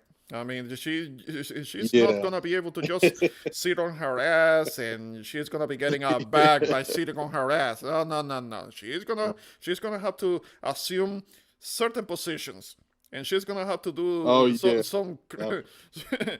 some crazy shit, kinky shit that normally probably she wouldn't do, but it comes with the territory. A lot of these women don't understand that. Yeah. Yeah. And see, and one thing that's important to understand for a lot of the younger women that what you see on Instagram is not always what you think you see. Mm-hmm. You know, you never know what's going on in the background. Her being flown out to Monaco, you know, that island off the coast of France, or Mm-hmm. being flown out to Ibiza, or you know, parts of Spain. It's a lot of stuff that comes with that.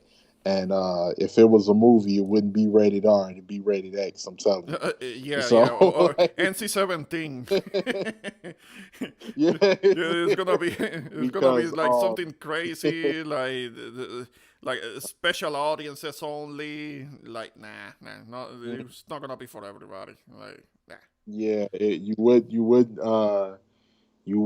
believe some of the lengths, but it just goes to show you what the lengths of what some people would go through in order to get validation. They show that $20,000 on Instagram and that designer bag and different things like that, and you don't know what she might have had to done while she was out in Dubai for those Oh things. no, You no, don't we know what happens in Dubai with these guys that get flown out there. And okay, that's nice. They're getting a Birkin bag, know. but okay, fine. But you can't deposit a Birkin bag at the bank. You can't No. you can't eat a Birkin bag. That's not gonna feed you. You can't. Like okay, fine. It's an expensive bag that probably cost $10 to make, but you're paying I don't know how many. Other people are paying I don't know how many thousands of dollars for it. Yeah. Overpriced shit like that. But still, like no, this is like they're just getting they're just getting ran through and probably mistreated and humiliated for a couple of dollars or short dollars or a bag or a purse for Yeah. an expensive purse, Yeah. and Yep. like they don't understand what they're doing to themselves. Yeah, yeah, it's very unfortunate because like we were saying, this is what some of these girls look up to, not fully knowing or understanding. Right along with, don't get me wrong, hey, it's good to look at. I ain't gonna sit here and lie like it's not the snatch waist and the big old bubble butts, but like with the surgeries, like, some of those women end up regretting those surgeries later on down the line. You got even women out there killing themselves going to these back alley um, surgeon places, with a person that's, doing an unprofessional job, with their, you know, putting semen or plastic or whatever else that they're putting, They're injecting injecting. they're injecting fix Yeah, a flat in their asses. Like what the hell? yeah, yeah. That's Okay, so many who's telling women this woman die to from. do that? I mean, Denise, you can add to the chat, like, who's telling this woman to do that? Getting all these add-ons. Um, they're getting all of these implants. They're getting they're injecting fix a flat in their ass, and that's killing them. That shit is killing them, and it's just not ending well for them. And it's oh man, and, Hmm. and the thing is like we men, we're not the ones. We're not telling them to do that. We're really not. No, no, but they feel like, hey, if they can catch your eye, Ramon, or if they can catch my eye, or Yeah. they can get, uh your like off of off of Instagram, or get my like on the Instagram, or multiple other men. I'm not saying we're anything special, but multiple men in general, Getting that it's all worth it for because attention. it gives, Yeah. yeah, it gives them validation, and that goes to show you just something within their childhood, that it hasn't been acknowledged, like as far as the parenting goes. A lot of the times maybe they might have had a deadbeat dad or a mother that wasn't concerned and different Yeah. things like that, so they had that male presence, or haven't had that talk about men with, someone that's a father figure, somebody that they look up to the point that they have a lot of issues. And shout out to my homegirl Denise, because like Denise would say, unresolved issues that you should seek professional help for. And a lot of these women end up self-destructing by by doing that. They want that validation. I knew a girl who said, "Oh, I'm going to go get me a BBL." And I said, "You don't really need to do that. You can just go to the gym and do squats, and you'll be able to build your butt up. You don't have to Yeah, but do the the thing is whole that BBL. that involves You don't, that involves discipline. That involves yeah, discipline and having a work ethic towards that, and working with a personal trainer, which will be in the end it will be cheaper to do that than yeah. Not than only getting all these implants and risking their lives, because a lot of the implant, the thing is that the materials that these implants are made of sometimes are they turn out to be poisonous, because the body rejects them, and when the body rejects that, it causes the body to produce certain antibodies that try to attack the implant, but because they can't do anything to the implant, what happens is that those antibodies, they start attacking the internal organs, and basically the antibodies are killing the person itself, killing the organs up, and that's why sometimes they have to take the implants out, so that stops the antibodies from damaging the organs, because they're not doing anything to the implants. The implants are impervious, but because it is a foreign body, it is a foreign object that is inserted in that body, then it causes that reaction. So there, oh yeah. my god, my goodness, and like, Perfect. well, yes. I was just going to say, perfect example. K Michelle. You remember Yes, K Michelle? I remember. She had to take them out because it was hurting her. It was. She ended up having to go to the hospital, and because it didn't work for her, she had to take them out. And I'm sure there are many other women that went through the same shit, and they had to get the implants out because the body was rejecting them. And like, kind of like what Denise was saying about Kim Kardashian. Kim Kardashian got popularity because she was, let's say, she was polishing a knob on camera.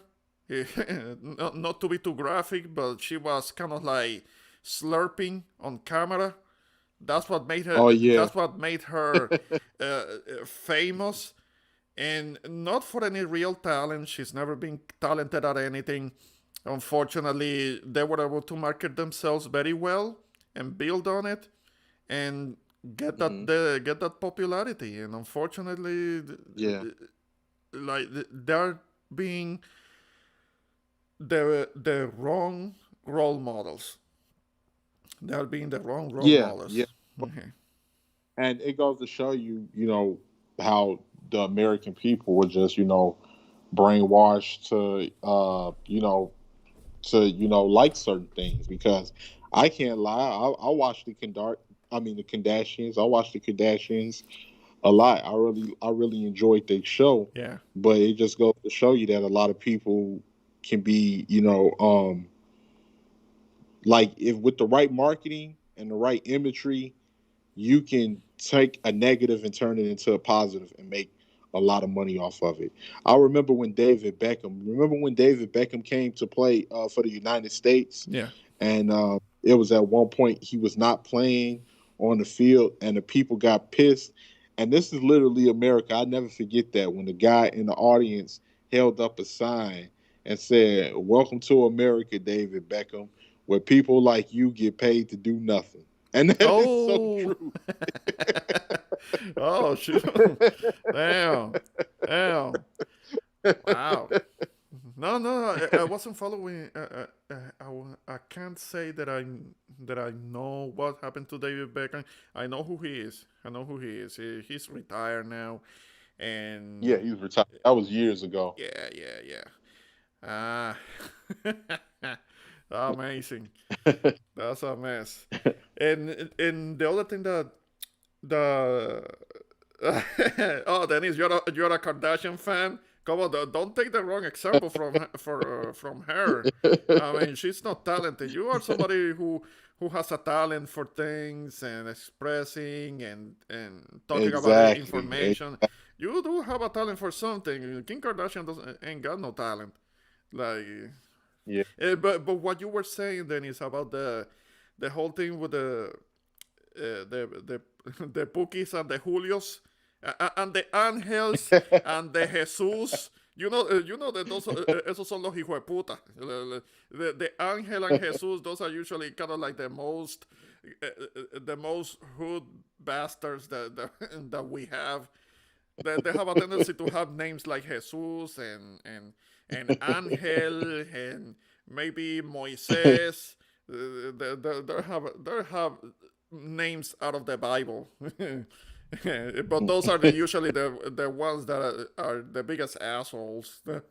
I'm saying that as somebody, my grandfather, one of my grandfathers was actually named Jesus, and grandma Hmm.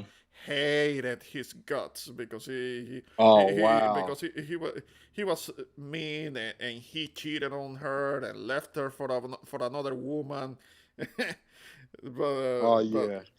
yeah, but getting back to the getting back No, to that's the usually subject, how it goes. uh, uh, that whole thing, why Denise, what you were saying about the Pukis and the Julios, and when it comes to this woman that have the implants, maybe you're talking about the strippers, because the strippers are the ones that do need the implants more, and you know that that the strippers do something else for some extra money. You know that the majority, if not all of them, they do something extra for for extra money.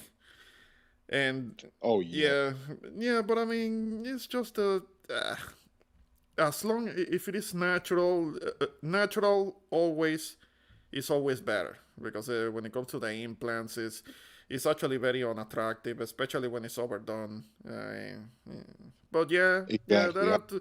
there are too many guys that are too um, thirsty. They're too thirsty because like they've never been with a woman who's real, and Yeah. that will always be better. Hmm.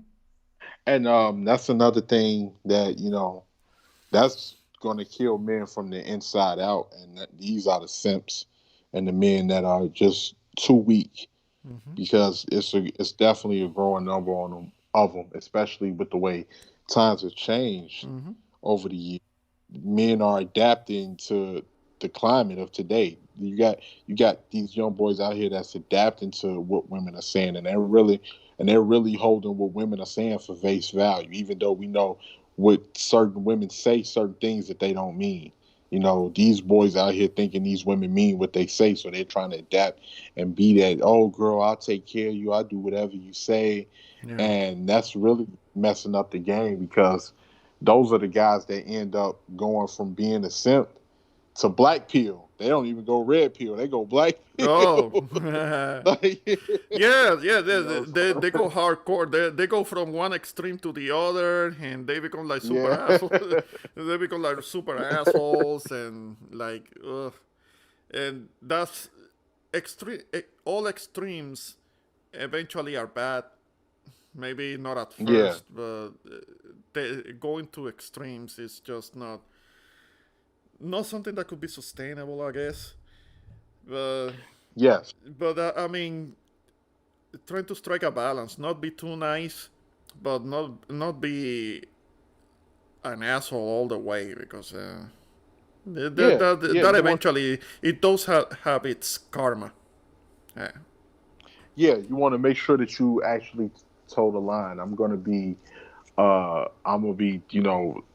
good person. I'm gonna be a person that um that's gonna be there to play my position as the man, but I'm not gonna tolerate any disrespect either. Nah, nah. And where you that's where we draw the line. I'm not tolerating any disrespect. I'm not don't think you're gonna be able to try me. like you might have tried that previous guy who might have been, simp, might have been some type of simp or anything like that. I'm not that guy, so don't don't take my kindness for weakness. No, no, no. And I We're, think we're that's what. not we're not simteps over here. No simp taps, No, no no. simp taps. And oh, that's and you just coined that term, Ramon. Maybe I did the Denise, that's simteps, the simteps, because Denise was mentioning the taps, the yeah, taps in the chat. that's Yeah. yep. The Teps are another growing community. So yeah, just like so I would ask Ramon one more question throughout the last couple years on the rise of Kevin Samuels. Yes. What has been your opinion on Kevin Samuels, and also your opinion on his opposition, or people that was trying to cancel him or get him taken down from YouTube, or different things like that. The people that are complaining about him being supposedly too harsh against women is because they haven't seen his older stuff. I have gone Hmm. more recently back and seen some of the stuff that he used to do when he wasn't that well known, and he was talking to men, and he was kind of like giving his metrosexual type of style, kind of like sharing that with an audience, and trying to tell guys about grooming and presenting themselves well and dressing better and doing overall grooming, even the whole with the colognes and things like that. With those guys, he was actually worse. He was actually Yeah, worse he was than way worse. he was worse than how he is right now with the women. Now, I will admit that I didn't know anything about him until the whole thing about the average at best video that Hmm. became hella viral, and that's when I first heard of him. But I didn't pass judgment right away because there were many women that were doing a lot of complaining about him, and but I took time to actually view the whole video, get the to Hmm. get the context, because context is important. And the Yes. the clip the clip that so many women were being so mad about, that was out of context, because that clip was already towards the end of the conversation, when Kevin Summers was already kind of losing his patience, because he had already tried to answer the question that the woman was asking, and she kept kind of like rephrasing the same question, because uh, Kevin was not telling her what she wanted to hear. That's what became a problem. And then when he started to being a little more assertive in the way that he was talking to her, then I remember when she started saying, "Oh, you're being mean." Then that's when a lot of these other women started to get triggered. They started to get triggered because they took it as him being abusive towards her. But the thing is that Hmm. they didn't watch the whole conversation, the whole video that is like over 20 minutes longer, and they didn't get the context. So that I would have hung up on her long before that point, and because she was trying to have the conversation that she wanted to have. She wasn't respecting the platform. She wasn't respecting the fact that Kevin Samuels was trying to talk about something else entirely.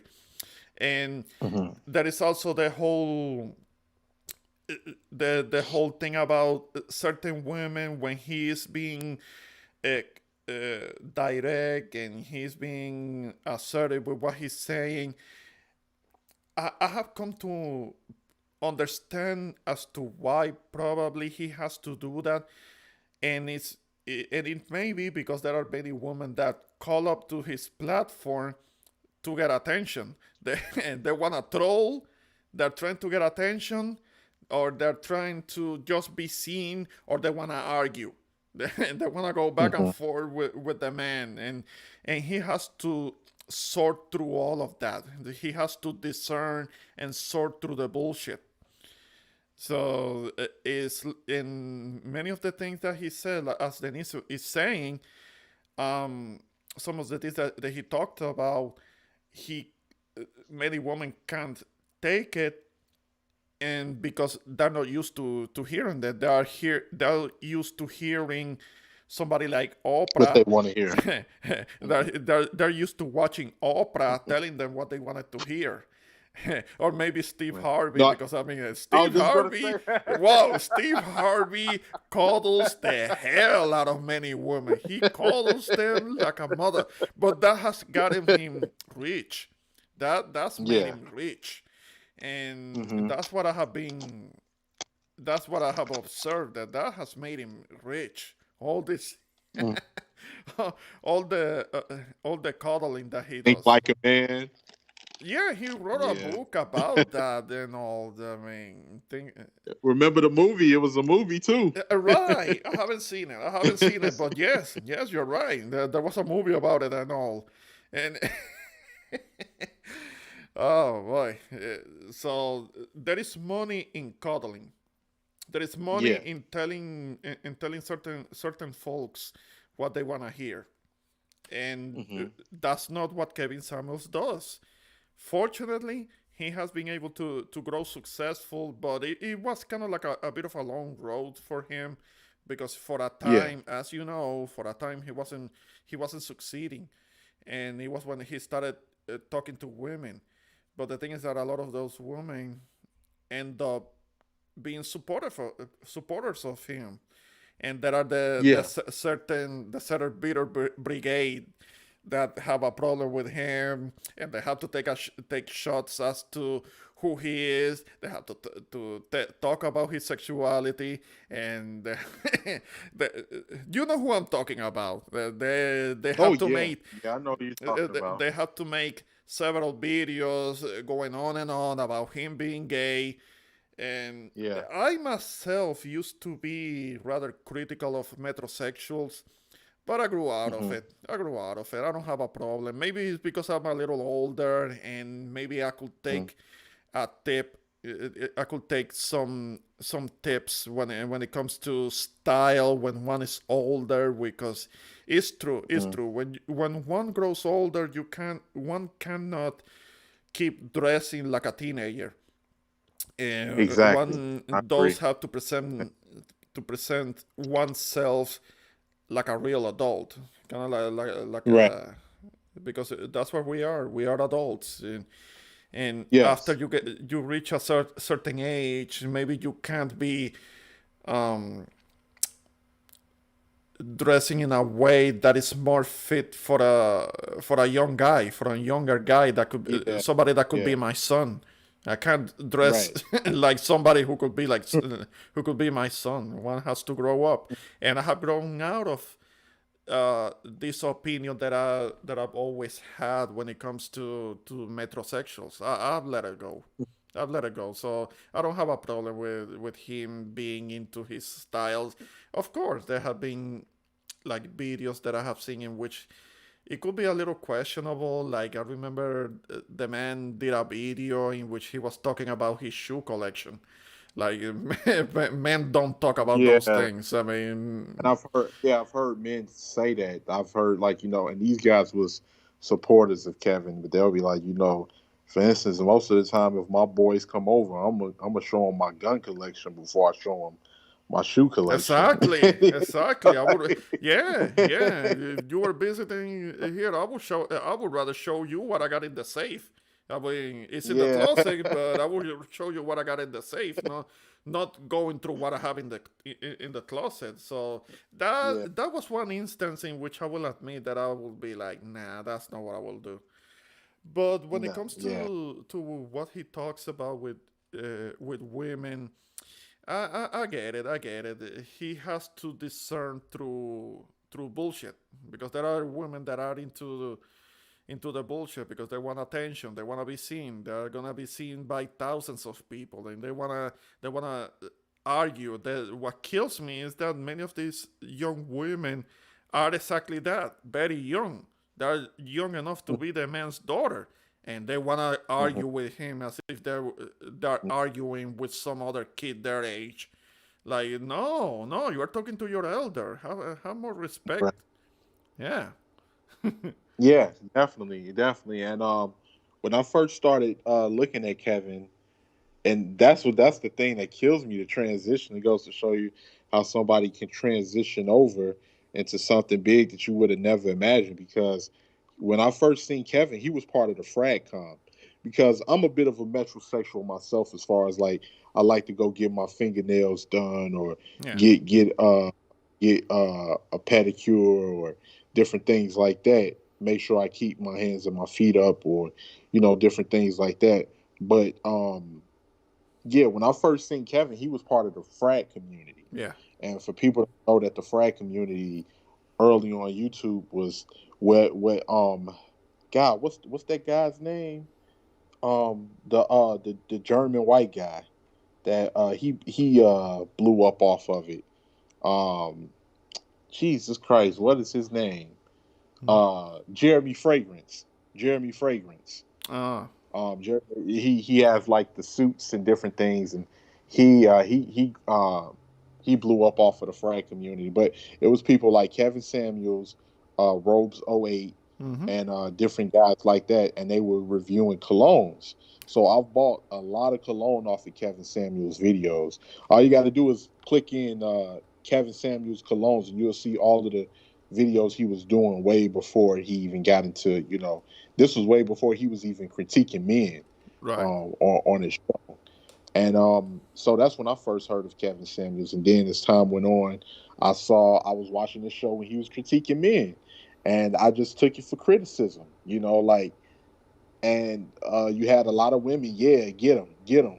But the second that the tables was turned, it's Uh-huh. like they could. It was like he has to be canceled. He. It was even women. Remember, it was even women going to the extreme saying he's trying to hurt women, like different things Yeah, like that. yeah, getting dramatic, using dramatic language, because they can't take a little bit of criticism. Like, come on, grow up, wear your big woman panties, and Uh huh. take a little bit of criticism and do a little bit of of accountability. The accountability is not exclusive to men. Like, Hmm. they need to do a little bit of it themselves, but they don't want to hear that. No, no, they don't want to hear it. And uh, thank God, because we've spoken about this before, that we have a lot of some of the ladies up that's speaking about this, like Jessica X and Melanie King, Yes. and of course Roxy Beckles, Danica Marie, different women like that are the Crimson Cure, Kendra, and women that are speaking up against this Yeah. nonsense to try to combat it. Because I can even remember one particular YouTuber calling out Kevin Samuels and saying he's making money off of my image as a black woman. And this woman was known for dragging black men on her platform like it was no tomorrow. Mm-hmm. And she's one of the popular YouTubers. I won't mention her name, but she's one of the more popular YouTubers. And it goes to show you that when Kevin started, gaining traction, a lot of these women looked at it as a threat because they felt that because it was especially on black men. It was bash of black men day every other day on YouTube with a lot of these content creators. Yeah. So like started, voicing his opinion, and he started getting support, and there was other people that was rallying behind him, both men and women. A lot of those content creators started getting a little bit upset because they knew that they had people that was countering the message they was putting out there on their platforms. And that one particular content creator is barely around these days. And I think you Mm. may know who I'm talking. He, she was one of the most popular, but she don't make YouTubes, especially after this previous incident between her and another content creator. Ah, So okay, yeah, yeah, yeah. She's kind of off the radar right now. Then she yeah. was promoted Hmm. certain types of relationships and all, and she was writing books. I think that's who you're talking about. Who was a Oh published yeah, author too. yeah. The other one that she was supposedly suing. That's the one I'm talking about. Okay, okay, okay, okay. Yeah, yeah. She's never shown her face, right? Yeah. Yep. Okay, okay. I think I know who you Um, mean. it was just crazy. hear those criticisms coming from a lot of those content creators when it came down to, after all of the things that they said and the very harsh things that they said that was just not true, but it wasn't no repercussions or anything like that. So they was able to just spew this nonsense for years without having any pushback. Mm-hmm. And now that they seeing pushback, some of them are constantly going because, like once we said, once the money start rolling in, certain content creators, you can't change your content up now Mm-hmm. because you built your content from the ground up based off of this narrative, and if you completely switch your content around, the people that supported you are not no longer going to be there. So they have to keep that image going up, even if it may be something that they personally may not believe. They have to keep that image going up for their content creator. Yeah, yeah. It's just that, and I'm sure that they're having success, and I'm sure that they're getting some money, but I don't know. I'm a bad liar. Yeah. I'm a bad liar, and I can't just maintain a lie for so long, even if there is some money to it. Eventually, one gets tired. One gets tired. If you have any Hmm. sense of integrity, you're not gonna be able to keep lying to people and lying to people and finessing them in the process. There are people that have no shame and they don't have a problem to do that. I can't do it. I can't do it. Yeah. Hmm. Yeah, yeah, Oh yeah. Denise. We were talking about that just a little earlier. I don't know if you caught that when we were talking about the people that get very bold and very disrespectful from behind an avatar, and they talk as if they can fight or something like that.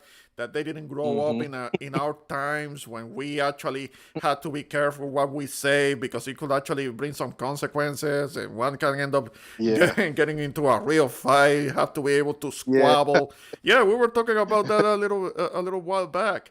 Yeah, there are too many of these. It's a generation. It's a whole generation. They're the Yeah. types that they can get bold like that and talk shit Mhm. behind an avatar and not necessarily suffer real consequences. Those the people like that, they don't live in the real world. In the real world, you Yeah. you could end up getting in trouble. Yeah. Yeah, yeah, we know that, especially if you come from a rough environment such as, what the things that transpire on the island or Yeah. even, is here in the States. Yeah. You don't these certain people like, they run across these people like, "Hey, wasn't you that guy talking all of that crap on the internet?" Like, "Huh? What? Nah, that wasn't me." Mm-hmm. Yeah, Yeah. that was you. Yeah. Nah, you got the wrong guy. That's the first. That'll be, people's first response to things like that. It's like, damn, I never thought that what I said on the internet would come back to haunt me in real life. Yeah. Yeah. You know, but yeah, like it's crazy to see. Like for instance, even we can speak about the divestors and different people like that. It's crazy to see. And of course, I don't show my face. I haven't. I will be showing my face soon. But it seems like that it's a lot of the people, that says the nastiest things are people that don't show their faces. And we can take the divestors for example, because they say some of the most some of the most evil is vitriolous. Yeah. I don't even know if vitriolous is even a word. Um, some of the most nasty. And see, that's the thing that I want. Men in my community to get on with the court. When people say certain things, it should be no coming back from that. Yeah. Once once you say certain things, like you have a lot of the divestors talking like, and shout out to my boy Rad. Like what Rad was saying in his previous live stream, they're sitting here referring to black men as joggers, Mm-hmm. and like with a real white supremacist view and on things. And a person, we don't need people like that in our community. And you can tell that a lot of these women don't have experience with divesting. No. But people like that, you're like, yeah, you go, you go, you go, and tell me how that worked out for you. No, You know. no. Well, yeah, yeah, but a lot of them are just kind of like talking and threatening to do something, but they're not really gonna go anywhere. I just, No, no. uh, But it all goes down to what you said because they have a fear of competing because they know if they, step outside the realm that they're used to, they're really going to have to compete. yeah, And they don't really want to do that. They don't know how to do that. no, That means a lot of discipline and a lot of work.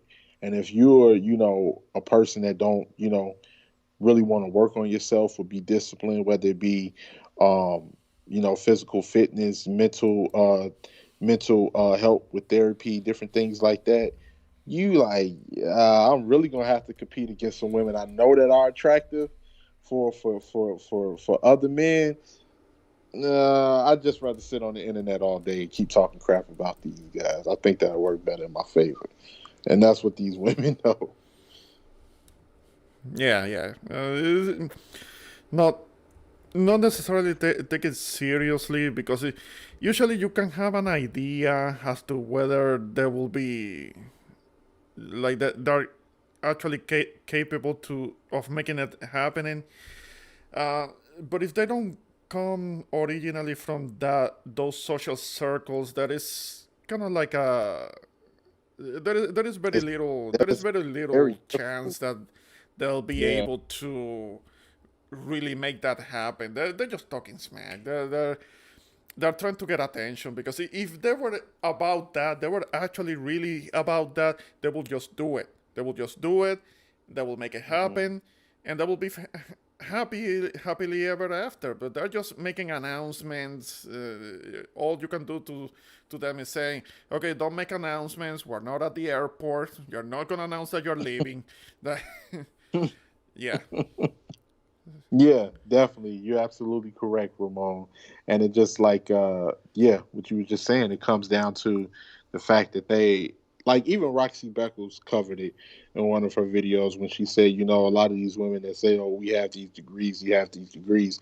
She was like, "I've been around women within these social circles where these women are housewives and all of them have graduated from Harvard, Yale, different places like that. These women are educated in the arts and all types of stuff mm-hmm. that they know so much about different parts of the other parts of the world Yeah. and everything like. And you're like, these a lot of you ladies don't really know what you really have to compete against, trying to get, you don't even know what these men are, and then on second, you don't know the caliber of women that you'll have to compete against to try to obtain these type of men that you're listening to this content creator tell you can get. Yeah, yeah. Oh, oh man. Um, okay. Let me. I'm seeing something in the chat. Um, Morena is saying that she's having difficulty with watching. It's telling me a little something on my end about this about the stream, but the thing is that I have a good connection. I'll pay for good Wi-Fi, so I don't know why Yeah, Morena because I can is I not being able to see. can Uh huh. well.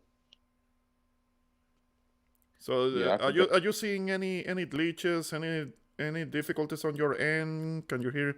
Can you still No, no, hear me I'm not fine? saying I can see you perfectly well and everything. It doesn't seem like it's any glitches or anything like that. Oh, okay, okay.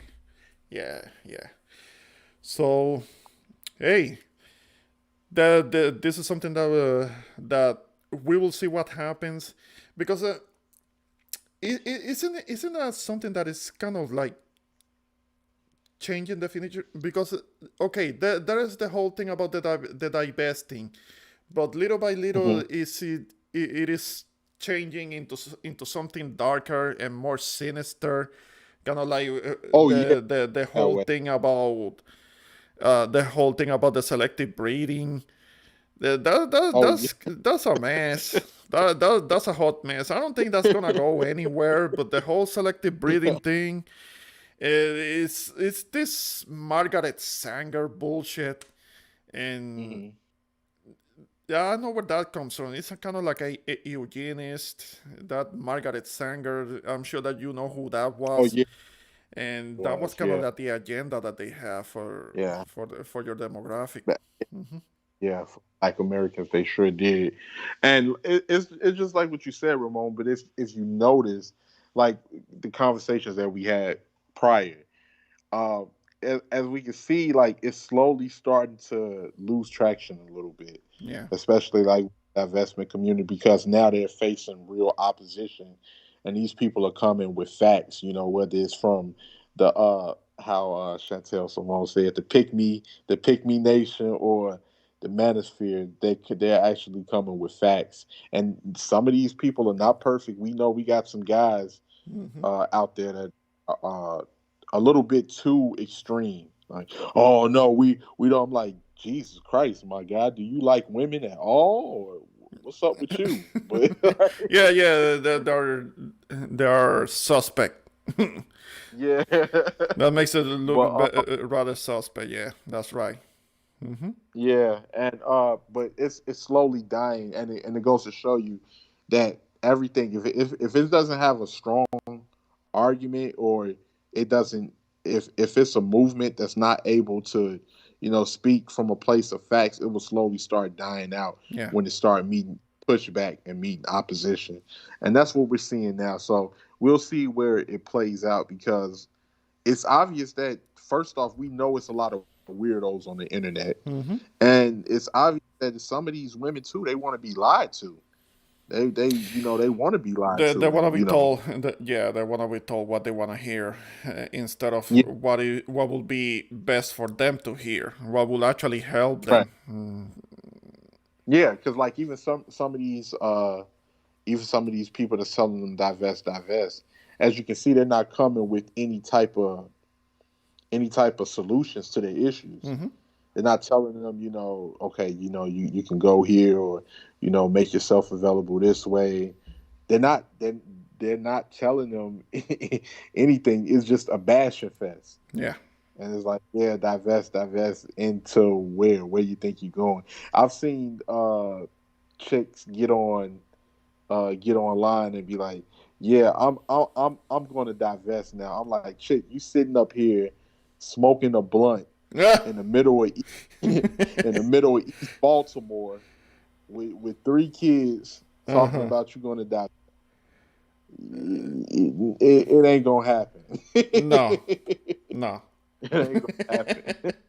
Yeah, they're just talking smack. I mean, they're not Yeah, gonna go and anywhere. like and a few words. I think you might agree with this, but a few words that we can seen that's been overused. One of them is narcissist, Hmm. because that's like in a lot of these feminist women category now. Yeah. Narcissist. Every man is a narcissist. It's like some of these feminist women just learned that word in the dictionary last week. Yeah. Toxic, Yeah, yeah. toxic. Well, everybody is a narcissist. Any man that has any kind of self value, and Mhm. he kind of has decent, healthy self esteem and has self value, then that's considered to be a narcissist. I mean, that term is being thrown around a lot.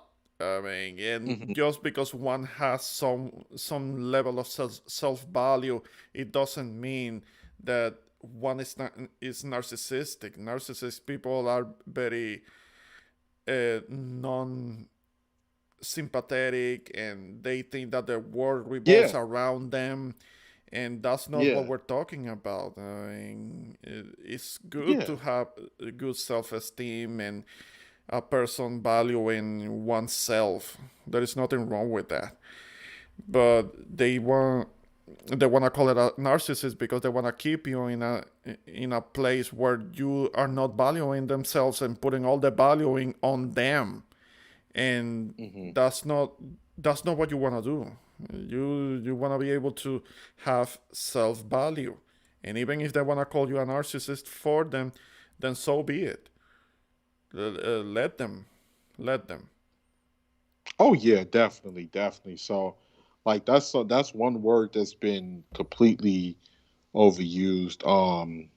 Of course, being toxic and all of these different words that's in the feminist vocabulary. Um, it's just it's a mess. Yeah. It's a mess, and and that's why I advise any young man to take time off of YouTube, not to get completely wrapped into it, because it'll go down a rabbit hole. Yeah. And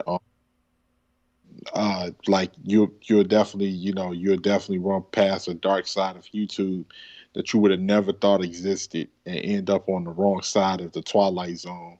And Uh huh. you'll be hearing some messages that you would think that, oh wow, this is hate speech, or this is real bad rhetoric, but it has quite a following, Mm-hmm. so Mm-hmm. you have to be careful with that. Definitely. Definitely. That's something that it should be it should be watch about. And absolutely, absolutely, you're right. You're right about that. So I figured that maybe we can start wrapping it up. And Oh yeah. because when it comes to these subjects, that's not gonna be that's not gonna be dealt with Oh no, just no, on no, just on no. one stream. And definitely we are gonna be able to go back to this and maybe see what has been the development. Now, what you were talking about earlier, when it comes to this new kind of like this new way, when it comes to women that are actually being speaking up more on behalf of men, which is very necessary because we're living in a society that will listen to the woman. The society that we're in, they're more likely to listen to women and what they have to say. When men talks about the issues of men, what happens with men, what we're dealing with, then we're told to shut up, to grow up, be a man, and stop crying. We're shamed into silence a lot of the time. It Mm-hmm. happens.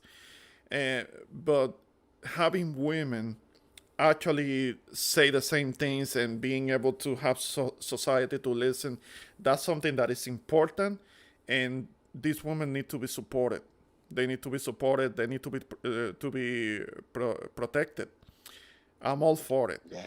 And by saying that, I understand that Che Chardet, she's gonna be doing kind of like a stream. It's gonna be Voltron assembling because she's gonna have Denica Marie, she's gonna have Chantel, and she's gonna be Mm-hmm. having who else? Riva. I Riva. think Riva, yeah, Riva, Chantel, Denica, and Che. Mm-hmm. So that's gonna be a good one. It's gonna be the assembling of Voltron. I'm gonna be looking forward to seeing that one. And they're only a small group. They should have had Godis. I would have liked to see Oh Godis yeah, amongst them. six, But yeah. oh yeah, definitely because uh, she's a special one too. Okay, she oh looks yeah, good. yeah, Yeah, she looks good, but it's not just yeah. that. It's not No, just that. yeah, I do like yeah, what she talks about too. Hmm. yeah. It's not just that, but let me just be a man for a second. God damn, she looks good. Oh yeah, But yeah, yeah, she's fine as fuck too. That we have to. It has to be acknowledged. yes, definitely.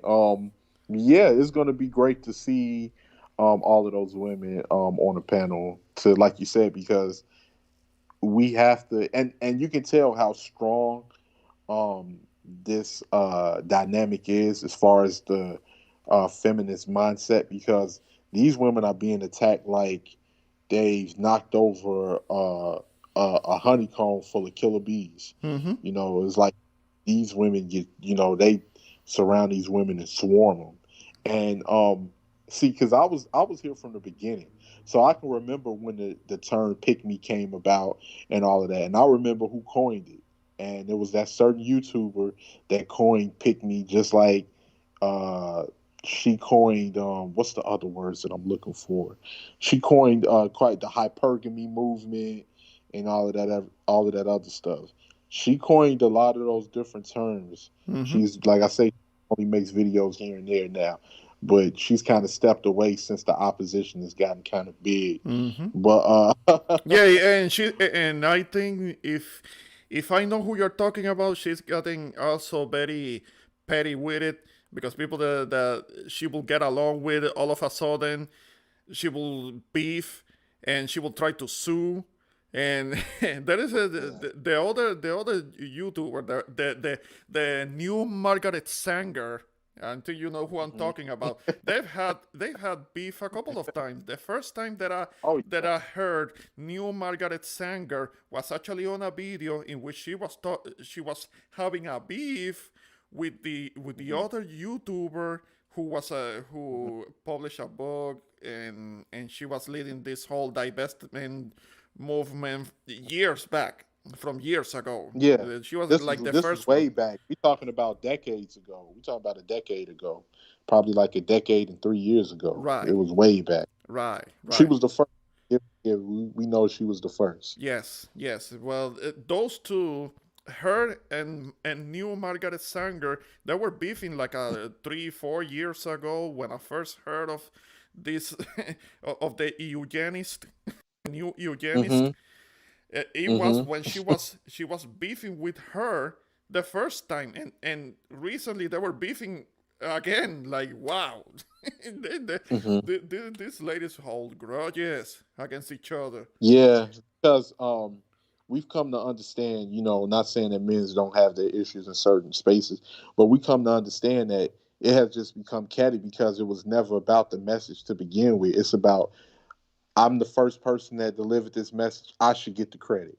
Or I coined this term. I should get the credit. Credit, credit, credit, credit, credit. Hmm. How are these other content creators blowing up more than me? And I took the sacrifices and the blows to, get this message out there. I deserve this credit. And if I don't get it, then I'm going to secretly be jealous of you and look to spark a beef the second that I'm able to do so. Yeah. So, Yeah, that's yeah, pretty much they're what it. just gonna be hating hard on it, and Oh yeah. that's really all they can do. Instead of having more vision, and being able to collaborate and trying to be on the same page and seeing eye to eye and collaborate in a way that everybody can benefit because there was enough of a marketplace for everybody. Look at what these other ladies are doing. They're collaborating. hmm They're going on each other's panels. Eh? hmm So far, But so yeah, but good. see, So far, so good. I hope it yeah. stays that way, and everybody Mhm. wins. Everybody wins. Yeah, but it looks like they're able to get along better because they don't have ulterior motives. They don't have, secret animosity towards each other Yeah. or anything like that because they're really, their concern is I want to get a man. I Yes. really like they said the term pick me, like they said don't all women want to be picked?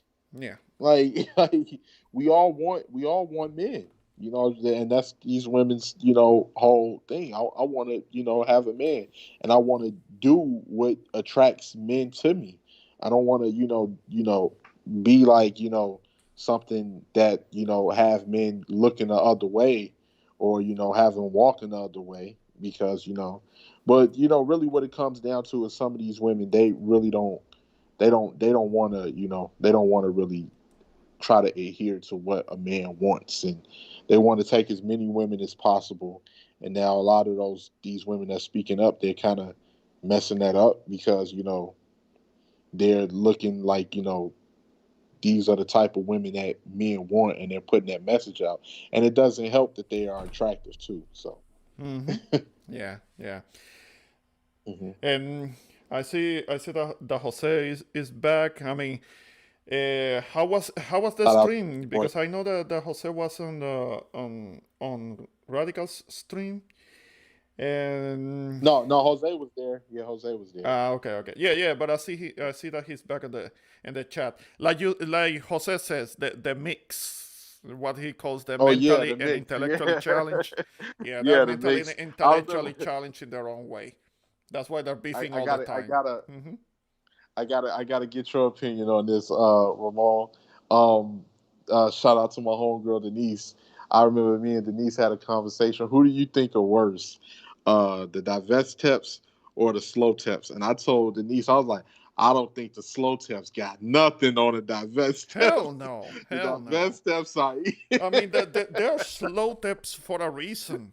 I mean, because they are slow mentally, and Uh-huh. they're kind of like, if anything, they're kind of moving backwards.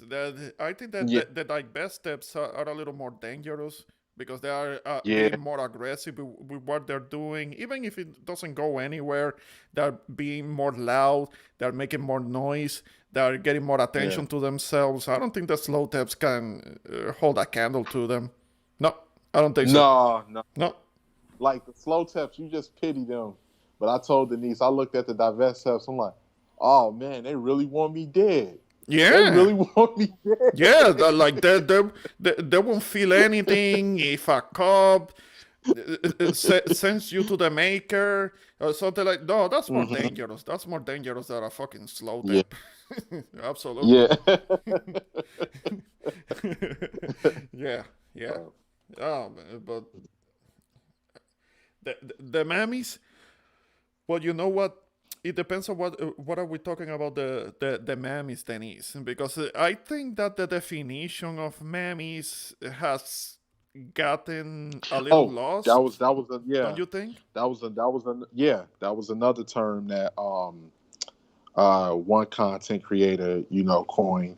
Uh, uh, the one that was being sued, not the one that did the suing, the one that was being Ah, okay. sued. The one that being She sued. coined the term, yeah, she coined the term "pick me," the hypergamy movement, Uh huh. mammy. We know that mammy was a woman that was the maid Yes. during the slavery colonial times who took care of the children. Right. That's where the term mammy came from, and they tried to turn around and say like it was now they tried to redefine the term to make it seem like a woman that's a pick me that wants to get the attention of a black man, when in reality the women that are the swirlers and the divestors are the real mammies, because those are the ones that'll do anything for the attention of in particularly uh Caucasian men. And that's who they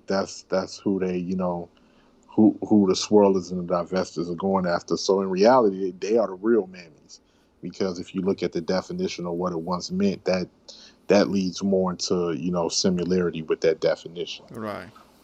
Right. Oh, shoot.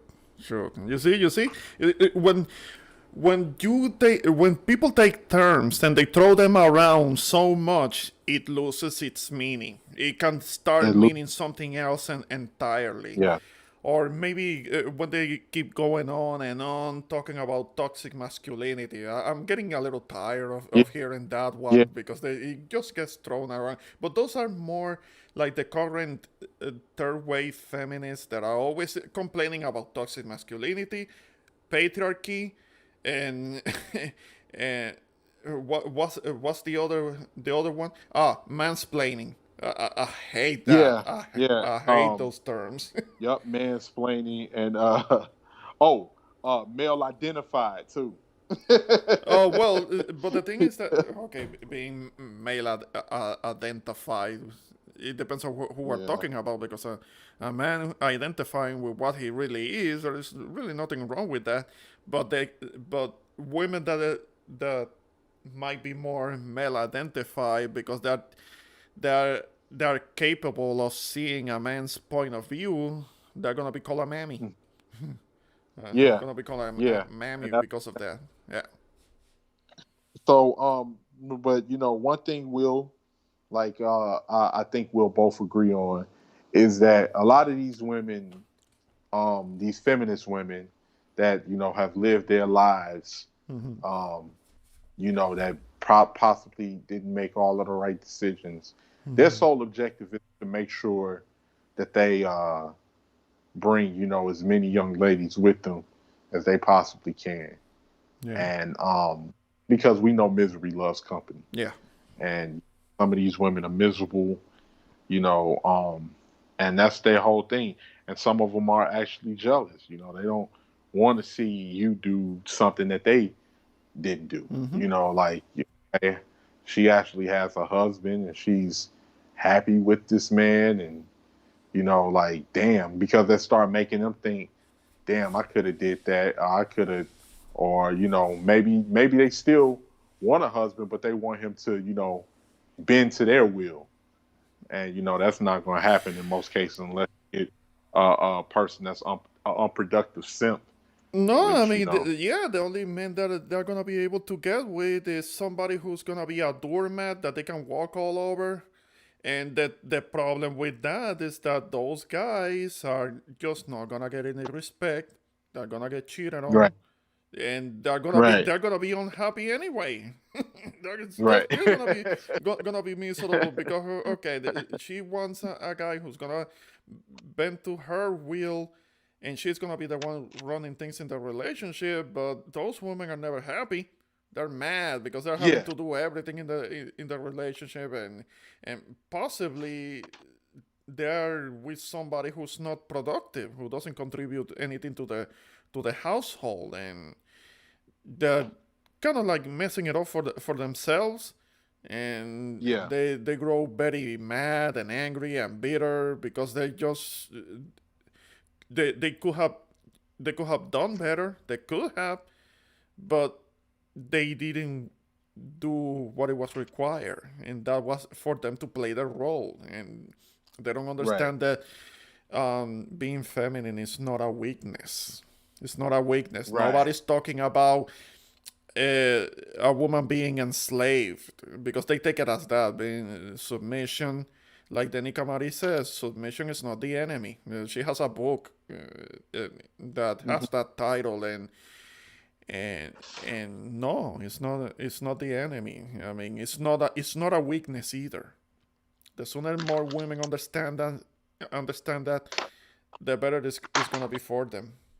And if any other woman hears it out there, hey, tap into your femininity, tap into it, and use it to your advantage. I mean, right, right, trying to be masculine.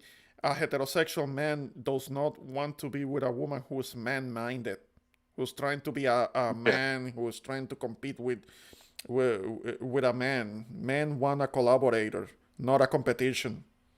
It's, right. too many modern women don't understand that. Yeah, yeah, because even, I look at some of the chicks I went to high school with, and they're sitting up here with, dudes that they know, and these are like, Pookies and Ray Rays, and they got their own businesses and different things like that.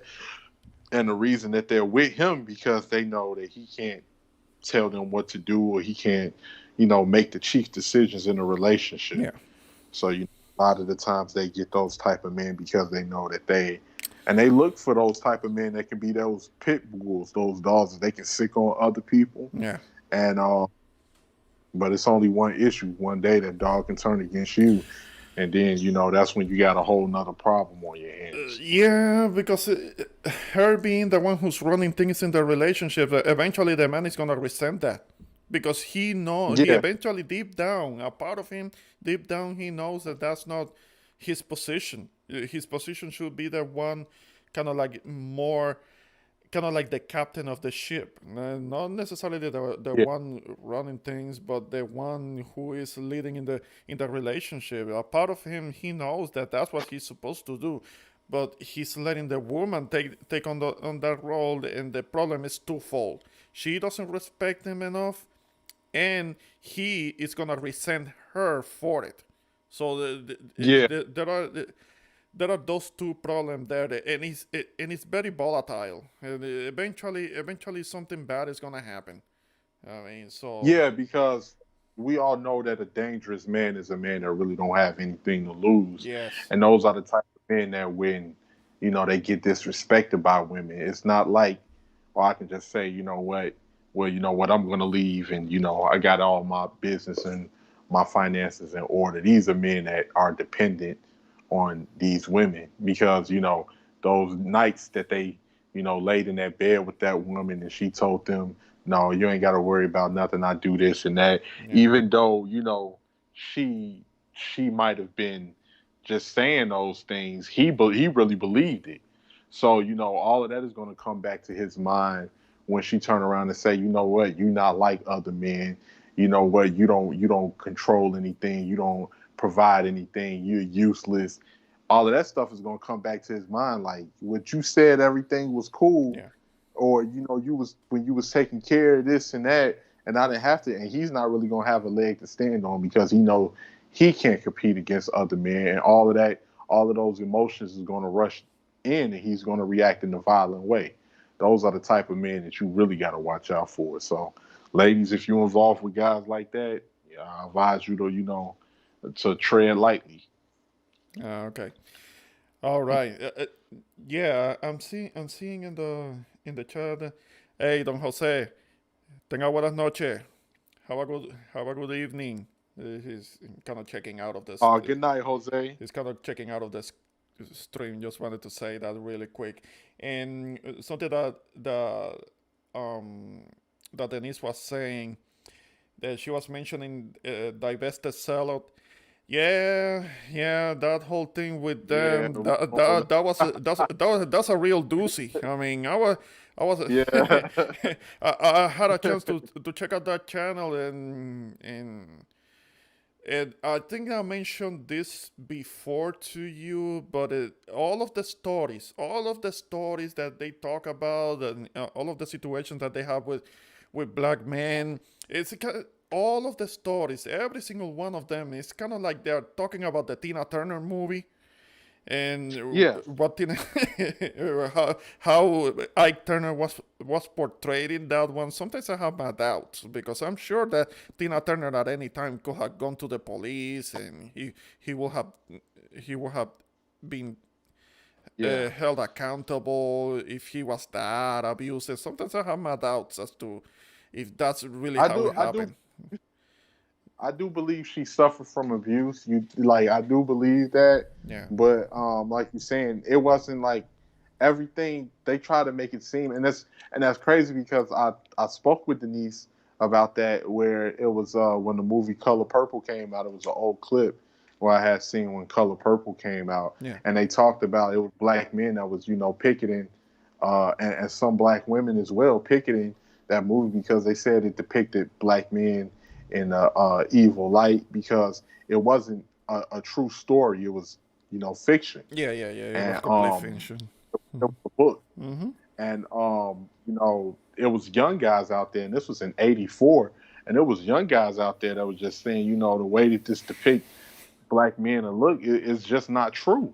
Right. It's just not true. And at that time, Oprah, you can hear the anger in her voice, and she was saying it's just a movie. We brought the book to the big screen, and people shouldn't take this so serious. And I wish all these men would just shut up about it. This was Oprah's words, and I was just like, Yeah, wow, wow. yeah. Well, And then of course you had Wait to Excel back in the day. You had a more recent movie for colored girls that just really made black men look like we was just the most evilest yeah. thing in the world. And I haven't like seen Waiting to all of these, Exhale because I've heard so many things about it. I as much as I like Whitney Houston, the late Whitney Houston, and Angela Bassett, I haven't seen it. I haven't seen it because I have heard many things, and it's like, wow, this is feminist propaganda. I mean, I yeah. just don't And, go. I just don't bother with those movies. Mm-mm. oh yeah, yeah. We're not like what we said once again. We know it's some rough guys out there. Of We're not course. saying it's not, but we it's just like this whole depiction of just like, especially when it comes to men in my community, that every black man is just a monster and we're all evil. And these women are literally believing that to the point that they have a white supremacist mindset when it comes to their own men. I'll be like, when you hear some of these women on Divested Zealous channel Yeah. and uh, other content creators, I'm like, it almost sounds like if one of these Klansmen was looking to lynch me, you would be ready to pass him the rope. Yeah. like, Yeah. Yeah. and and That's messed up. That's messed up. and what it really comes down to is that some of these women have self-hate issues, and they just that's it. Their minds is just gone, and some of them have self-hate issues, Right. and that's all that can be said about that. Because if like they say, if Zaddy wanted you that bad, he would have got you by now. So Well, I mean, it's not like they have uh, it's not like they are prohibited. right, They're right, not no, yeah. prohibited from being with the Sadi. Hmm. They don't have that restriction. If it were to happen, if it Hmm. is to happen, then it can happen.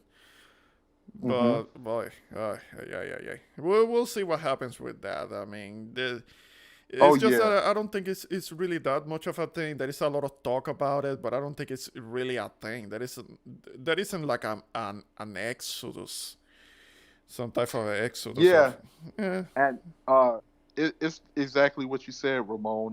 One YouTuber covered that, and he said that it's almost like these women just want to just like bash, especially like bash black men into like just talk real down about them, just make them feel like they ain't nothing, only to say now.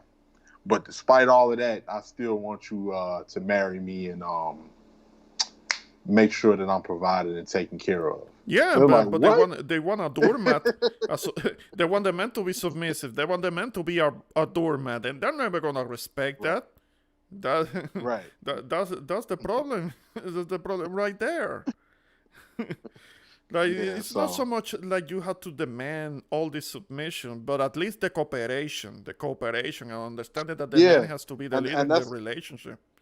Yeah, and that's the word that we'll have to change for with all men now. yeah, Don't say because even submit. Because yeah, yeah, submit is how because slave even works. You know. in that interview in the Shahraz Ali interview, she was saying that the word submission is a word that they have problem with it, and she was saying that 30 Hmm. years ago, the same thing that they're saying now. The whole thing about the Yeah. submission, that how it is a dirty word. Yeah, yeah. So I'll just say, like me personally, I'll just say cooperation from now on, Yeah, because you like these women here submit, and like feminist women here submit, and their antennas go up. So I think it's a I'll good. just That's a good thing. Yeah, I think that's something that we need to repeat more. Cooperation, yeah, cooperation. well, Yeah, but even though so, submission is not necessarily a bad thing, but cooperation, focusing on mhm. that, that's kind of like more. It might be something more palatable, but still letting the man lead. Yeah, exactly, 100%. I definitely agree. Mm-hmm. Mm-hmm. Hmm. Yeah, yeah. So let me see if we got anything else on the. Let's take a look. Reading a couple of the comments in the chat. Is that woman? Yeah, yeah. Something that Denise was just saying is that behind every strong and successful man is a woman. The problem is that women today want the spotlight instead of the purpose that men bring into our lives. And that's true, that's true, that's true, that's true. We do need that support. Yes, you want us to be providers and protectors, but there is a certain support, particularly in the emotional one that we need, and that we do need you behind us, not literally. I'm not talking literally, kind of like to support us, to be supportive. Right. We do need that. Like We do need that. Hmm.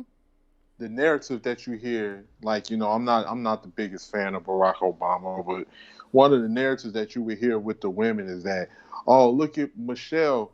Michelle made Barack into what he is.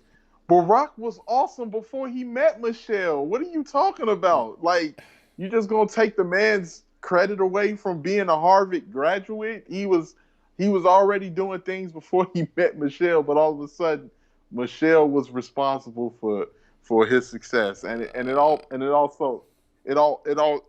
goes back into that joke Chris Rock said when he said, you get married and you be like, yeah, hey baby, I'm the president. Just like, no, We the president. Yeah, yeah, yeah. I think, yeah, it makes perfect sense, and I think he did that kind of like before Barack Obama, like years before Barack Obama, Hmm. and in a way, it Yeah. kind of became true, but. Yeah. But well, nothing against Michelle. Nothing against her, but maybe she was giving a bit too much credit. Yeah, and Yeah. Yeah. I mean, yeah, I agree. and she was. There was talk about probably her running for president. I remember that there was that talk, but it went nowhere. And I can understand why she wouldn't try and do that. I can understand because she Yeah. was so heavily criticized, even though she didn't do anything wrong. Yeah. Yeah. Definitely. Yeah. Definitely. So with that being said, um, that's all I got. That's all I got to offer on Yeah. stream. And once again, thank you very much for having me on your first show. I feel very honored, Ramon. No, no. I mean, I think it was a privilege because I'm actually like I put on the picture on the avatar. I didn't use my usual name. I put introvert boricua. Those two little words basically describe me the way I am. Hmm. That means that I'm not much of a talker. So I couldn't have done it Uh huh. without you. So I do appreciate Oh you man. being here and helping me with that. Even a little of the setup that I had to do with the technical stuff because I needed to do some testing. I mean, I couldn't have done it without you. So I appreciate it. I thank you uh, for uh, for being on my stream. This is inaugural. Hopefully, we can have many more. I'm counting on that. Oh, So hopefully, definitely. I see you being part of it. And Oh, definitely. yeah, yeah, I'm gonna be Definitely. stepping out. Also, I wanna give a shout out to the chat. Jose was here earlier. I think that we still have. Um, hey, Morena. Hey, I thought that you had already checked out. Which one is your favorite movie? Which one are you talking about? Color Purple? Is that what you're talking about, Morena? The Color Purple? I haven't seen it. I haven't seen it. I have been hearing that name for a long I used time. to hate that. Yeah, I used to hate that movie as a kid, and I didn't know why. I did not know why I hated that movie Yeah. as a kid. But now I've gotten older. I see. I see. It's just like it just, man. It was just the worst. Like it made like every black man in the movie except for what's his name, Harpo. But Harpo was the opposite of what we were saying. You either had Danny Glover who played Mister, Yeah. or the other man, his father. Either they was the vicious, mean, um, they was like this vicious, mean type of evil type of man, or Yes. you either had Harpo who was like the beta type of he was the opposite of them. He was the beta, and his wife was like running him in a relationship. Uh, So you had either one of the two, but yeah, and he wasn't getting any respect, I'm sure. no, no, he wasn't getting any respect. Oprah was actually his wife in the movie. Uh, Oprah was. got you, got So you. yes, she acted in that movie, but Yeah. but I always Oh could man, could stand it. that's a mess. But That's a mess. No, I haven't seen it. I don't know if I'm gonna be seeing it anytime soon because I don't watch. I just don't watch movies with feminist agendas. That's why I haven't seen Waiting to Exhale. And I remember in the late '90s, by chance, I saw this movie called The First Wives Club. That's another feminist mhm. movie, but this is with white women. This is with white women, and the husbands are either cheaters or bumbling idiots, or they don't know, or they're abusers. It was something like that. But this was with white folks, with white actors and all, and it was how Yeah, all the women were the shit, and they were all mhm. smart, and they were they had their businesses and they had it all together. They were celebrities and all of that, and the husbands were shit. None of them. Yeah. So, so That's how it usually goes. I say watch it, Ramon, whenever you get a chance, just to get a clear perspective on it, just to get a clear so when people when they speak about it, you'll be like, oh yeah, I definitely seen that movie. Like between Waiting to Exhale, I've seen Waiting to Exhale, Color Purple, for colored girls. It's been quite a few. Oh, don't even get me started on Tyler Perry. ah, I got a lot of respect for Tyler Perry.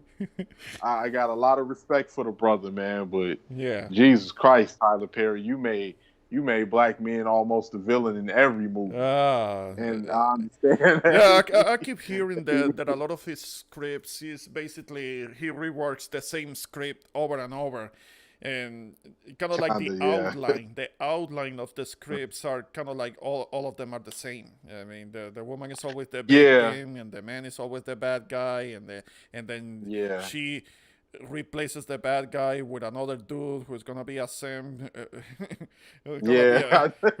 who's gonna be a doormat simp. Uh, like I can do bad all by myself for one. Right. Let me see what was another. Now, Daddy's Little Girls was pretty good. Daddy's Little Girls, I liked the Daddy's Little Yeah, I Girls. think I've seen That was part of it. pretty I good. haven't seen all of it, but I've seen part of it, and in that one at least, and that one, the main character, the guy, he was somebody who was trying to do right, and he was having a difficult Yeah, and time. he still Yeah. and he still got treated like crap by Gabrielle Union to like the end of the movie. She So tri- Gabriel Union trips all men like garbage. Have you seen Deliver Us from Eva? That's the one with LL Cool J. Oh, yeah, she I treated remember him that one. like I remember that one. shit. I remember Yeah, that one. yeah. It's like, okay, is Gabriel Union always playing herself? Because that's what apparently is. She's always kind of You know playing what? herself. She admitted that she was when she spoke with Jada Pickett, she admitted that she used to be a mean girl. She said it herself, and because her and Jada Pickett didn't like each other. And they said something had to do with them competing for roles, two black women competing for roles and different things like that. So they didn't like each other. And she Ah. said she don't even remember why they didn't like each other. All she remembers is somebody said something from her, and then something got back to Jada, and they just never Oh. liked each other. Oh. So, He said that she so yeah, yeah, yeah. he It said she wasn't was for a hater. It wasn't for a real reason. It was just that whole competition thing that women have with each other, and Yeah, yeah, yeah, yeah. They hate each other. They don't even know why. They're just it's just the whole competition thing because with yeah, men compete with each other, but there can still be some kind of respect with each other yeah, and yeah. all. It'll be a mutual respect because, and one thing with men, when men don't like each other, they just don't like each other, Yeah, and they go their separate way. It's not a sense of that. Oh, I don't like this person, but I'm gonna still watch him from a distance yeah. and see what he's doing. Women do that. Women can get catty with each other. They don't really like each other, but they can play like they do like each other. But they secretly admire, what this woman is, even though they can't show it because it can be jealousy there. It's like it's a whole bunch of stuff with men. It's like, nah, if I don't like you, I don't like you, and we stay away from each other, or we squabble or something like that. Ah. But with women, Oh man, with man. women, it's different. It's Yeah, yeah, different. So yeah. There is a certain competitiveness that women have that is on a different level that we don't know anything about. And they got yeah, and I'll just leave you with this one story. yes, It was these women, and because men always get a bad rap, yeah, but in this case, it was women. When I used to work at Sam's Club mm-hmm. as a young teen, my general manager was a woman, and she was a relatively young woman. She was still in her 40s and everything.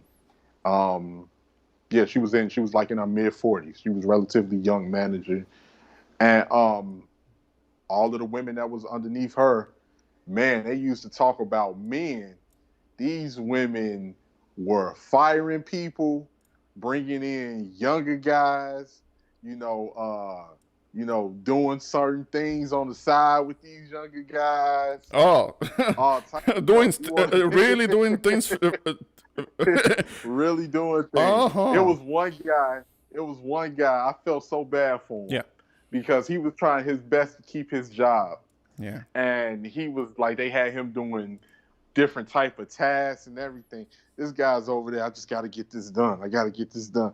I was just like, look, man, they looking for a reason to fire you, and you gonna slip, and they gonna have a reason because they trying to get you up out of here. See, you married, and you got all of this other family stuff going Uh on. huh. They trying to get you up out of here and replace you with that other guy that's working in that other department that she's messing with. Oh. And sooner or later, yep, he got fired.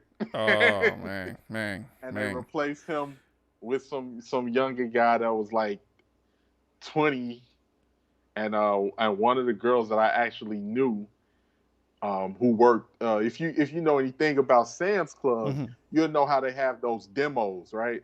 The demo girls that stand and give out free samples and stuff like that Right. when you go there. Yeah. Well, one girl that I knew told me that in the morning time nobody's there but the workers, and she ended up going to go get. She had to go get the keys to open up in the back for to start the demonstrations and stuff, and she did not knock on the manager's office, and as she opens the door, the guy is standing in front of the manager, and the manager is on the table, in a position with her legs like spread it out towards the guy. Hmm. And she told me the look that that manager gave her, like, B word, I know you just did not just open this door without knocking. Oh. and then, Oh shoot, shoot. I, it, and it, then yo, one thing that I have noticed in my years and working and all of that, one thing that I have noticed, I don't know if you have seen this yourself, or maybe that's part of that was part of the what you were just talking about, is that women have a tendency to not like having a woman as a boss, as a superior, yeah, in a superior position. This is something that I have observed several times throughout the years and different jobs that I've had. When you have women and their boss is a woman, they have a tendency to hate it. They tend to prefer having a man as a boss. I mean, because they usually things get a little smoother, things become more stable, and nobody's arguing with each other. I've seen it. I've seen it in a couple of jobs that I've had. You get a group of women and their superior, their manager, their immediate superior is another woman, and they start clashing. They start clashing. They start headbutting. They they hate that. They hate that, and they have a tendency to sometimes go over the head of her and talk to her superior, who is a man. Sometimes they will do that. yeah, They would rather do that because they yeah, couldn't deal with her, and that's something that I found very interesting. Where because that's another proof. That's another proof that there is no such thing as a sisterhood. There is no such thing. yeah. It's not, and unfortunately, I'm not saying it's not women out there that don't have sisters or don't have a small sisterhood, but it's not no written code. It's not no unwritten code of Oh no. woman to woman being respectful to other women. Like, hey, sister girl, woman. Because at the end of the day, a lot of women look at each other as competition, whether it be for men, whether it be look, I'm over you. I'm flexing my position over you, especially when it comes to the working world, because you do have women that go on a power trip, and and anything can happen. Like, they can think that oh, look at her, she thinks she's pretty. I'm gonna show her who's controlling this, or like any type of thing. I've seen, like, guys, those same managers, I've seen guys reject their advances and they get fired. Like, like, or Yeah. guys that was just, dealing with them for a minute, and they decided not to deal with him no more, and they got fired. I'm like you thought you was gonna stop this, that, no, you stop when I tell you to stop. And since then, since you feel like you want to cut ties, no, you gonna cut ties completely. Get up out of here. I've seen it. Yeah. I've seen it. So I've seen that. I've seen that power trip, man, and that's what it's about. And then when you throw emotions, having that time of the month, and you throw that in with power, you throw things are not going right, and I got to meet deadlines because men are built to take pressure. Yeah. Yeah. Because we're the ones that's responsible for certain things. But women, on the other hand, that pressure can hey, you know what they say, pressure busts pipes, Yeah. and that pressure can crack. Yeah, yeah, but you You have to know, be careful. You have to be careful when you say when you mention that time of the month because somebody can somebody can get offended oh and yeah, they're no, gonna no start. disrespect, Yeah, yeah, no yeah. We don't mean disrespect, any lady, disrespect, no but disrespect. we do know that We there just is a certain cycle that involves hormonal imbalances and that can affect your mood, yeah, ladies. I mean, we yeah, know that. We and understand that. I mean. It's just that if yeah, you say, "Oh, that time of the month, oh, you're so sexist," they yeah. start No, getting no, all I'm just saying offended. when you throw Like, grow up already. You can yeah, take, when you throw that in with stress yeah, and having to meet deadlines and different things like that, you subjected to you might find yourself getting a write